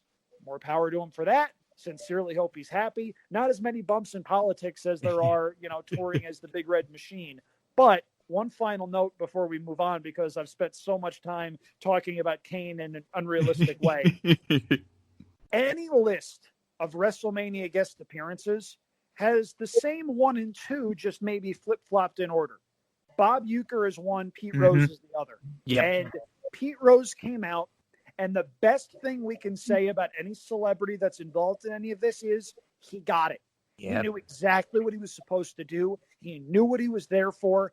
And when Kane tombstones Pete Rose, Kane becomes a hero in Boston, not unlike Bobby Orr and Larry Bird. It was so good, and the crowd went bonkers, and they wound up having to do some work at the beginning of the match to make Kane the hated heel character. I was going to say, it was a babyface spot, for sure. The crowd loved it because it was a babyface kind of a spot, so that's the only thing that was weird about the spot, but it was just Kane was just crushing everyone, at this time. And I loved when Kane would come out at this point, and when his music would come out, and then the fire would hit, and JR would freak out a lot of the times. He'd go, I hate that, just when the fire would come up. And a couple other things to mention before we get to the main event. The Taker entrance was awesome. Yep. It actually took 4 minutes. His entrance took 4 minutes with all the druids, the torches. This is his 7th WrestleMania appearance. We start like in most of these big man matches with the stare down, lots of strikes early. Kane would get better and would work better as he's still a little green here in spots, you could see, but he's just abusing the Taker throughout the match with the ring steps. And then there's that unbelievable spot where Taker's kind of making a comeback. Kane's outside the ring in front of the Spanish announce table, and the Taker comes flying over the top rope. Kane jumps out of the way, and he nails the side of that Spanish announce table hard, and then that thing just shatters. I mean, that looked like a nasty bump right on his hip flexor, lower back area. And we get the tombstone. Let's see. Taker barely kicks out. He's able to turn things around. He ends up tombstoning Kane. Kane kicks out, and JR is going ballistic because nobody's ever kicked out of that. And I'm trying to think at this point, had we seen anybody kick out of the tombstone? Did Brett do it ever? Or did I'm trying to think, was Diesel or Brett, they would have been the only ones that might have had an opportunity. Did Michaels ever do it? That would be the only one that I'm thinking. I mean, maybe at Bad Blood, I think it was one of those. I know they had that weird 96 Rumble match with Brett where he kind of went toe-and-toe with Taker for a bit, and then they had the 97. But, I mean, I don't know. We hear that a lot, and JR might have actually been right at this point. There may not have been anybody that had kicked out of the tombstone at this point. It was one of the most protected moves for sure, because Taker was always one of the more protected, period. So then Jerry the King says that Taker's trying to kill Kane as he hits a second tombstone, and then we get the Paul Bear outside the ring. Damn you, dead man! Damn you to hell! Which is just awesome. Kane kicks out. Taker hits a clothesline from the top of the rope. He goes about halfway across the ring, jumping. I mean, unbelievable athleticism from the dead man here. Hits the third tombstone. He gets the pin, but Kane kicks out like right after the pin. He almost like no-sells it. And you mentioned, Darin, right after the match, Kane is almost like in better shape than the Undertaker, who's laying out on the mat, can barely get up. Paul Bear comes in. He hits some of the weakest kicks ever to Undertaker, like barely taps him. He tosses a chair to Kane. Taker ends up hitting Paul. Kane gets back up, and then they tombstone the Undertaker on a chair. And so as Kane and Paul Bear are leaving, we get that sit-up one more time. But he's beaten. He's bruised. He was the winner of this match. But Taker is up, and we get, Taker and Kane for years to come would be, a go-to rivalry. They'd be, the Brothers of the Destruction. They'd turn back and forth many times, but this was good. Top to bottom, complete package. This was really good. And it went... not only that, the one thing I forgot when you mentioned the third tombstone, the Taker pin is a hook leg pin. It's a great point. He never does, yeah. Something we never see. So it was another thing where it was, in order to keep this guy down, I can't just fold the hands and do my typical, rest in peace pin. It was a hook leg pin, and he still kicked out a split half of a second or a millisecond after the three. That's all part, and it's good. It's good writing. It's all part of build the monster, even though he doesn't win the match. Yeah, and one of the things that I forgot about, right before the match, they do the stare down, and JR, in my opinion, has the line of the show. He says, you can't say he's a little brother, he's a younger brother. Because people forget how big The Undertaker was for as good as he could move. But The Undertaker was listed at 6'10" and 328 pounds for a really long time, and Kane had him in height. That's not something that he'd ever had to deal with before. It was something completely different. And as we've mentioned, in a vacuum, the match isn't all that special. From a storytelling perspective, it worked. And again, just another. So we've gone through the entire show. There hasn't been anything bad. And that's what now we're getting ready for the main event, the match that the crowd is hot for, as the run of it. And when we talk Mount Rushmores and the best wrestlers of all time, it's always going to be a little bit difficult because, what are we talking? Are we talking who was the most over for a short period of time? Are we talking longevity? Are we talking, in the ring, on the mic? So many different things. But when you put them all together, I don't think anybody ever at their peak, I'm talking Hogan, Flair, Goldberg, Rock, you name it, I don't think anybody was ever as hot as Stone Cold Steve Austin was when he was at his peak, which is right about now. And it was basically from the time that he quote unquote broke his neck in SummerSlam 97 till about 2000. So we're talking about like maybe in 2001, 2002, he cooled off a little bit, and when he turned heel. But we're talking about like a 3-year run before he ends up getting hurt again, where this guy is literally on top of the world, and the crowd pops for him are some of the biggest we ever hear. This was a main event match where he won the Rumble, so he's going to face Shawn Michaels for the title at WrestleMania. We got Vince is really excited because leading up to this, he's got Mike Tyson who's going to be a part of this. And then Austin comes out on Monday Night Raw, and the night that they're going to introduce Mike Tyson, he ruins it. You remember Vince going, "You ruined it! You ruined it!" He's just screaming, furious. Mike Tyson then aligns himself with DX, with Shawn Michaels, and with Triple H. So it looks like heading into this match, the deck is completely stacked against Stone Cold. He's going to have to deal with DX. He's going to have to deal with Mike Tyson, Vince doesn't want him to win. Who the hell knows what's going to happen in here? I mean, this was all the makings for just a great WrestleMania main event. And Darin, we know Shawn was hurt, so we don't get the 5-star classic that Shawn probably could have got. But when you hear people talk about this match in particular, it's a lot better than the common theme out there is. This is a fine match. This is definitely 4-star plus in my opinion. And with all the bells and whistles going around, with how hot the crowd is, the addition of Tyson in there, Austin winning his first belt, and this what this did moving forward, and then knowing how hurt Shawn was. I mean, this was a damn good match when you take all that stuff into account.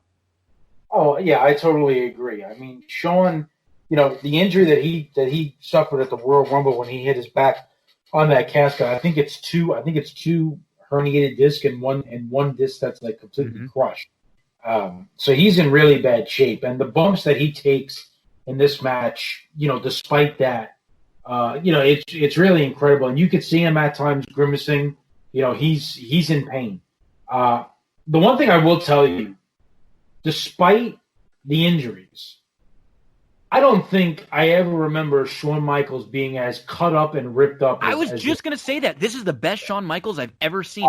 That's one of my notes too. He was cut. He was not like the bigger Shawn Michaels we saw earlier in his career. And then later when he came back, he was in good shape. But he was physically, his body was jacked up. I mean, and then not big jacked up, but toned. He looked good.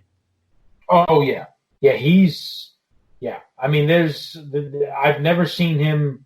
I kind of forgot about it, but you don't see Shawn Michaels in this kind of shape really before this, and you don't really see it after. So despite the fact that, he's suffering the injuries that he did, he certainly got himself in shape. There's no two ways about it.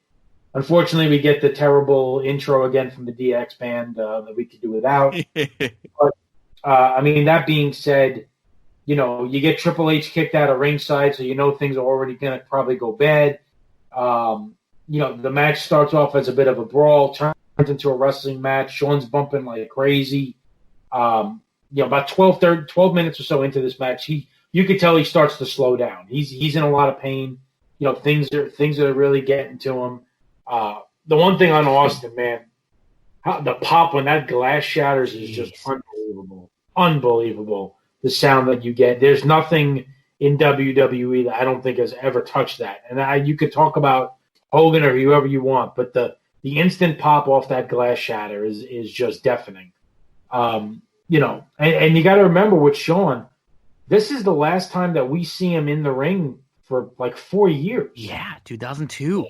Yeah. Right? Yeah. So, and it's kind of sad watching this match, knowing that that's the road that lies ahead. But, like we talked about, there's a lot going on with Shawn here. He's into a lot of things he shouldn't be into. He's gone down some bad roads. He's not getting along with anybody in the locker room with the exception of the Clique. And he talks about the fact that, he met a woman, probably saved his life, and, he was basically not a good person at this point of his life. And I alluded to something in the post-match press conference earlier. Austin is speaking, the media's there, and Shawn is kind of barges into the press conference, not to talk or anything, but kind of just makes his way through the crowd and slams open the door so that everything in the press conference kind of stops and turns the attention onto himself one last time.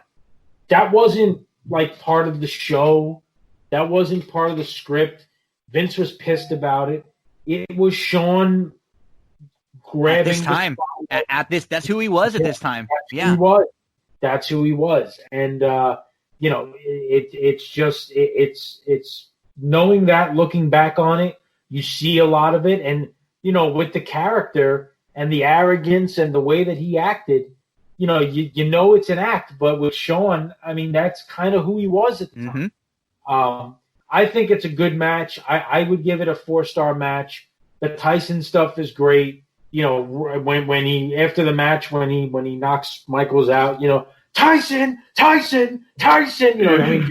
Tyson. and Austin, Michaels and Tyson. It's just great stuff. And, you send the crowd home happy and you put a bow on what I think is probably in the top third of all the WrestleManias that have gone down to date. Mm-hmm. The key words here are knowing how hurt HBK was.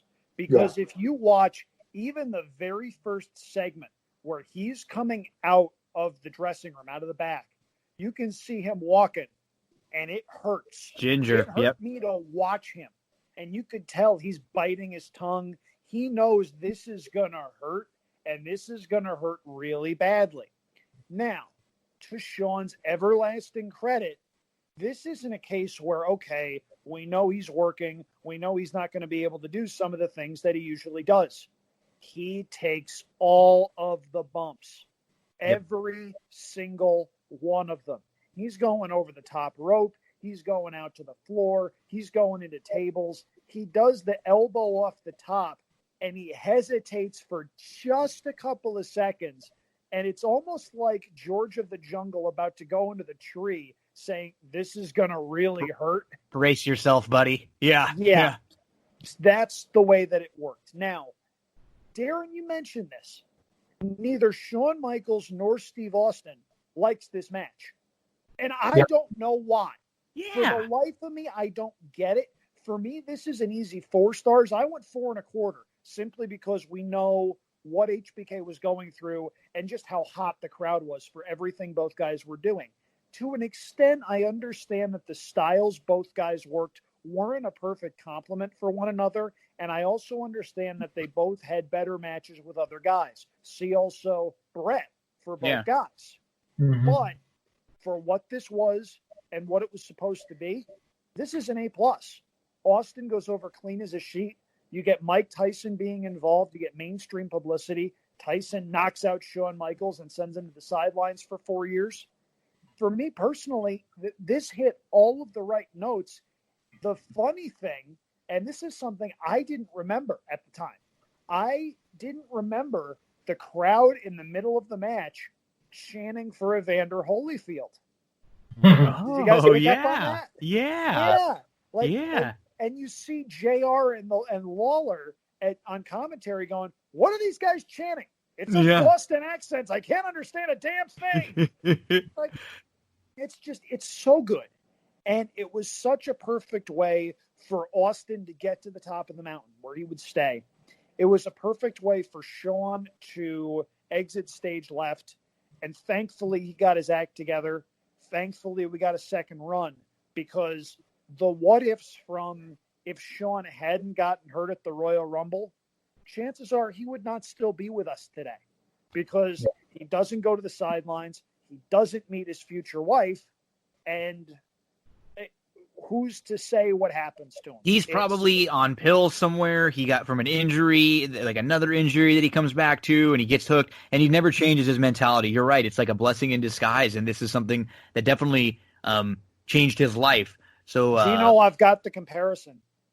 Dynamite Kid. Yeah. No, you're right. That's a great great point. And I think when Vince, in his head, when he thought about WrestleMania and when he thought about WrestleMania 1 and what it was, and it was going to be this big show of entertainment and pomp and circumstance and bringing sports entertainment with these mainstream celebrities in this main event was what he had in his head.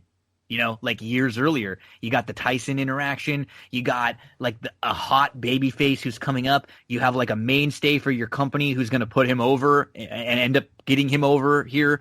And I mean, this is great. Just a couple other things to mention, and then we'll get your guys' closing thoughts on the show. So, Tyson's the enforcer here. He gets introduced, some major boos for him when he comes out. And then JR does just a great job setting the scene on this is Austin, who he is. He's getting his big chance. He's getting his title. He's fought for this for years. And Austin gets right in Tyson's face before the match even starts. You get the big entrance for Shawn. And then the bell rings, and immediately Tyson's grabbing at Austin's leg. So it feels like he's going to be cheating and helping Shawn all throughout the match, which we know is going to change in a little bit. I mean, Michaels, you mentioned the bumps. He's bouncing off the table. Austin's working on him outside the ring. I thought there was one cool point where, being horse racing guys, JR calls Sean a thoroughbred, which I definitely had to make note of that one. They go at it outside the ring, and then they're down the aisle for a little while. They're in the crowd, and the crowd is screaming Austin, and JR, his voice is just losing his voice. It's getting real hoarse at this point because he is screaming. And baseball slide by Sean kicks Austin onto the announce table. Sean tries to lock in the figure 4. And at this point, it's funny because JR and King start getting into it about them cheating. Like, they're like about to fight. You could tell because they're just like sticking up, King sticking up for Sean and JR sticking up for Austin, and they're going back and forth. This feels like a huge match. Every time JR opens his mouth, it just feels like the biggest match ever. We get the ref bump. Both men are down. And then I did like the finish spot, too. Sean gets a kip up here, and he hits his flying elbow. That's the one you mentioned, Andrew. We kind of had to stop and cringe before he went. And then he goes for the sweet chin music. Austin ducks. And then he goes for the stunner, and Sean dodges it. And then Sean goes for the sweet chin music again, and Austin blocks it, catches his leg, and then he kind of gives Sean the "you're done, buddy" kick to the midsection. Stunner time. Sean sells the stunner great. The referee's knocked out, so Tyson comes in. And I think Tyson's just so excited at this point. He gives the fastest count in the history of ref counts here. And he's just pumped to come in and be a part of this all. And this is just a fun ending with the big baby face celebrating and JR screaming, "Tyson, Tyson, Tyson." And one of the final shots of Shawn Michaels for a long time, he's in the ring with that Austin 316 shirt draped on over him. So I think it depends on how you want to rate a show. So, like, if we talked WrestleMania 10, we got 2 awesome matches there, 5 stars, but the rest is filler. If you're the type of person who wants, the best of the best on one of your shows, you probably like that better. But if you're the type of person who wants an entire show with nothing that you really have to fast forward through, this is the one for you. Because this was just solid. There's like no down points at all. And you both hit on great points. It's like everything feels pretty important in this show. I forgot how good it was. I absolutely loved it. This was one of my more favorite, like, surprising ones to rewatch. Because I remembered a lot of stuff wasn't bad, but like everything was just a little bit better than I remember it being. I really like this a lot. Darin, what are some of your closing thoughts on this show? Yeah, real solid show. It's an easy watch. It's a fun one. Look, we all have a lot of time on our hands now, unfortunately. So if you have a couple of hours, it's one of the ones I would definitely watch because it is enjoyable from start to finish. There is one note that I went over. We were talking about Sean's back. In the 2 hour and 26 mark of the pay-per-view, if you're on the network, there's a spot where Sean hits Austin over the head with the ring bell. And Sean kind of gingerly walks out of the shot. And it focuses on Austin. And then it goes back to Sean. And Tyson walks over and gives Sean a very gentle pat on the base of his back. And Sean screams in pain and grabs his back from that little tap. Because he just wasn't expecting it. He wasn't braced for it. Yeah. He wasn't expecting it. And I mean, he bends over like the announcer table, and go back and watch it. He screams, and it just goes to show you the incredible pain that he was in.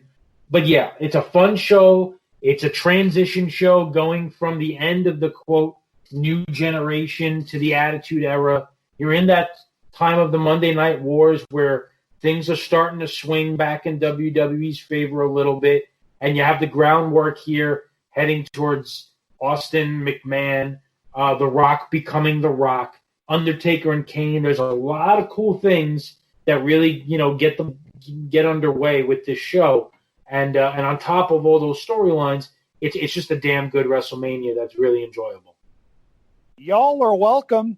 I'm just saying, Nice. I'm taking a This was victory you. lap here. Yeah, This one was my idea. It was one of my favorite shows to rewatch. I remember I got into this actually because for a very limited time, I did some tape trading in the late 90s, early 2000s as a kid. and I got this in the mail. And obviously I knew what had happened, but I didn't see the matches until a couple of months later. And I remember I about wore the VHS tape out with how good it was. It was just, it had something for everybody. Yes. It had something for people of a lot of different ages, a lot of different things that people liked. If you wanted to see two of the biggest stars at some of their respective peaks, you've got Austin and Michaels. If you wanted to see hardcore wrestling, you have Mick Foley and Terry Funk on the New Age Outlaws. If you wanted to see really good-looking women, Darren, who was that woman at the top of the show? You get Sunny. you get Sable and the sex appeal too. Absolutely. It was just all in all, from start to finish, it was a ton of fun. It's not a long watch. Really, once from bell to bell, it's 2.5 hours. There's some filler at the beginning. There's some filler at the end. There's some stuff that you look back and scratch your head at, but there's a lot of good here. And it might well be one of the most consistent WrestleManias from start to finish in the history of the show. This was a really good one. Good job, Andrew, picking this one. This was a lot of fun watching this one again with you boys. So give us your plugs, and then before you do, Darren, let us know what are we going to be doing for our homework for next week's rewatch as we say goodbye. Yeah, I thought about it throughout the show, and there's a show that I really enjoy from a wrestling standpoint, an entertainment standpoint, and the storylines that are going on. For the first time, we are going to diverge from WrestleMania. Nice. I'm going to pick SummerSlam 1991. Nice. It's a good one. It's a good one. It's a damn good show. A classic match between Bret Hart and Mr. Perfect for the IC title. One of, if not the last appearance of Andre the Giant in WWF. Big Boss Man and the Mountie in a really fun jailhouse match with segments to follow. And then, of course, the match made in heaven, the match made in hell, and all of the stuff going on behind the scenes. Good selection. The Warrior, with Macho Man, Randy Savage. A lot of fun stuff going on. So SummerSlam 91 will be my selection. You could check me out on Twitter at the Track 7. It's a lousy weekend weather-wise in New York City. So I don't know about Mother's Day, but on Saturday I'll be hopefully giving out a few winners if I can in the horse racing world. And for me, Twitter is at Andrew Champagne, andrewchampagne.com, and the Champagne NJD podcast, which I am filming right after this with Joe Nevels, and I'm pretty excited about that. Before we cut out, though, I just want to thank you guys. As a couple of people know, as the news has been going around, it's been a rough week for me. My grandmother passed away due to the coronavirus earlier this week. It's been rough, and as we've mentioned, these Thursdays provide an escape from some of the realities that we have to deal with. This is a highlight of my week, and it's something that hopefully brings a smile to the face of everybody. It certainly did to me, and it was really nice hearing that both of you enjoyed the show as much as I did. So thank you to you both. This has been a lot of fun. It's always a lot of fun, but this week it was something that I certainly needed. So thank you both very much. Love you, buddy, man. Thanks a lot for doing this every week. It's been a ton of fun. So thank you again, Andrew. We'll definitely be thinking about you and thoughts and prayers with your family. We will keep you in our thoughts at this tough time. Thank you so much, buddy. Good luck. Have fun while you record your show a little bit later on tonight. Good luck this weekend with your picks. Darren, we are on the clock now. We're going to be watching SummerSlam 91. So I look forward to talking to you guys again next week. Have a great weekend, fellas. All right, you too, man. Thank you, guys. Appreciate it. Okay, folks, don't go anywhere. We'll hear from one of the sponsors on that. That's what G said, and then we'll come right back and close things out. So stay tuned. Thanks to the boys, Andrew Champagne, Darin Zoccali, AC&DZ. Appreciate you coming on each and every week, having some fun with us as we discuss some old wrestling. So I want to talk about a show that I love that came back for season 5, Billions. And The Ringer does a really good job recapping it. There's a good recap by Miles Surrey. He kind of gets into it and has a lot of fun with it. So if you're looking for written recap, I'm just going to mention some of the things that I thought were fun about this episode. So we start out with the wedding with Chuck Sr.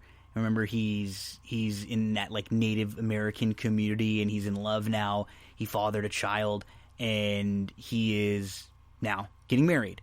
And this marriage hits Chuck awkwardly because he and Wendy are about to get ready for divorce. Wendy's kind of checked out on him. Chuck actually kind of makes one last, approach at her for her at the wedding, which is really weird that she's even at this wedding for her father-in-law to Chuck, who she's about to divorce Chuck, and Chuck's ex is even there, so that's kind of weird. Then we see Axe and Wags, and they're on this vision quest, like Alaska, Canada, and they're on a drug called ayahuasca, which is like a sort of a hallucinogen that's got DMT in it, like super psychedelic. So they're on this like vision quest. When I was listening to a podcast with the creators of Billions, and they had said that they, during their time off, they just saw that Axe, in real life, Damian Lewis had this really cool beard and long hair look, and they wanted to try to find a way to incorporate it into the season, even if it was just for a little bit. And that's what they end up doing here, as they show him with his long hair, and he's just entered the 10 billionaires club. He's got $10 billion now, so he's looking for the meaning of life and partying and having a blast here. But he's got kind of like, it's almost like he's having a midlife crisis because he's not feeling as satisfied as he should. Because of everything weird that's going on with Wendy and Chuck, they're I don't want to say neglecting, but their kid gets shit-faced drunk at the wedding. And the next day, he's all hungover, and Wendy's trying to get a hold of Chuck, and she can't find him because, he's in one of those S&M places that he loves, and he gets out and he opens his phone and he sees all these messages for her. So this is kind of the final straw for Wendy. She's getting ready for the divorce. Chuck's not ready for it, but he's not perfect. He's a jackass, let's be honest. Old Giamatti in here. And the workplace now, Axe Capital, the merger is back. Taylor Mason Capital employees are there, and nobody's getting along. Like the Axe Cap's on one side, Taylor Mason Cap's on the other side. They're all playing pranks on each other. Somebody turned the toilet water inside out, so it flew all back up, and it was not a pleasant situation for one of the folks from Taylor Mason Capital. But don't you worry, because Wendy's got a plan. And now that he's a 10 billionaire, Axe is going to be part of a group, and he's invited to Vanity Fair to take a picture and for the New Decas Club. And he's got a new rival in the finance world, Mike Prince. And he just is such a phony, bullshitter, snossagey guy who seems like everything goes well for him, and he just seems like the greatest guy in the world that everyone loves. And he's even got his own assistant, best friend's right-hand man, and he's named Scooter. He's got his own Wags, and that's named Scooter, and Wags and Scooter don't like each other, so I look forward to more Mike Axe confrontations, because Axe even discusses that he's going to join him for a conference, and they're going to have a little fireside chat that a lot of people are going to come and watch. So this is going to be an opportunity for Axe to kind of lay into him. And Axe gets pissed off because Mike ends up getting the cover of Vanity Fair when it was supposed to be a group cover. And Mike, you could just tell, he's one of those bullshitters that just, he knows how to manipulate and play the pieces. So then we get some wrestling and Billions.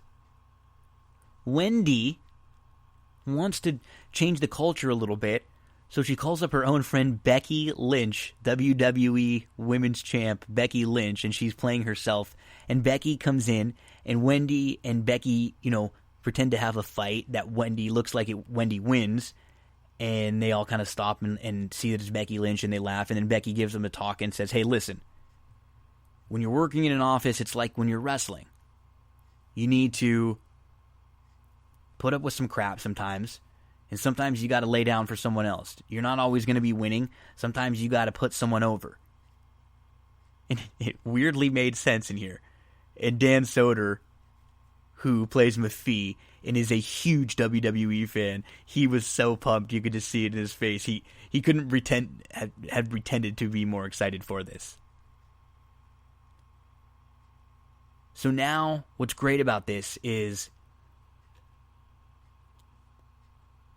Chuck and Axe were pretending to be friends. Now Chuck is still trying to get at Axe. Axe found out about this. Taylor came back in because Taylor was supposed to be playing on Chuck's team to try to get Axe, but Taylor wants to just play those two against them. So you have these three major figures. They're all kind of trying to manipulate the board against each other, and it should be setting up for this really, really fun season of Billions. Looking forward to that after episode 1. We'll do some recaps each and every week for Billions. Maybe we'll bring on some guests to talk about it with us. Speaking of guests, thank you to everyone who joined us this week. Chad Cooper, Andrew Champagne, Darin Zoccali. Make sure, if you can, to head on over to iTunes, SoundCloud, YouTube, Google Podcasts, TuneIn, anywhere you get your podcast. Subscribe, rate, and review for us. That's going to do it for That's What G Said podcast. Joey Cleveland closes us out.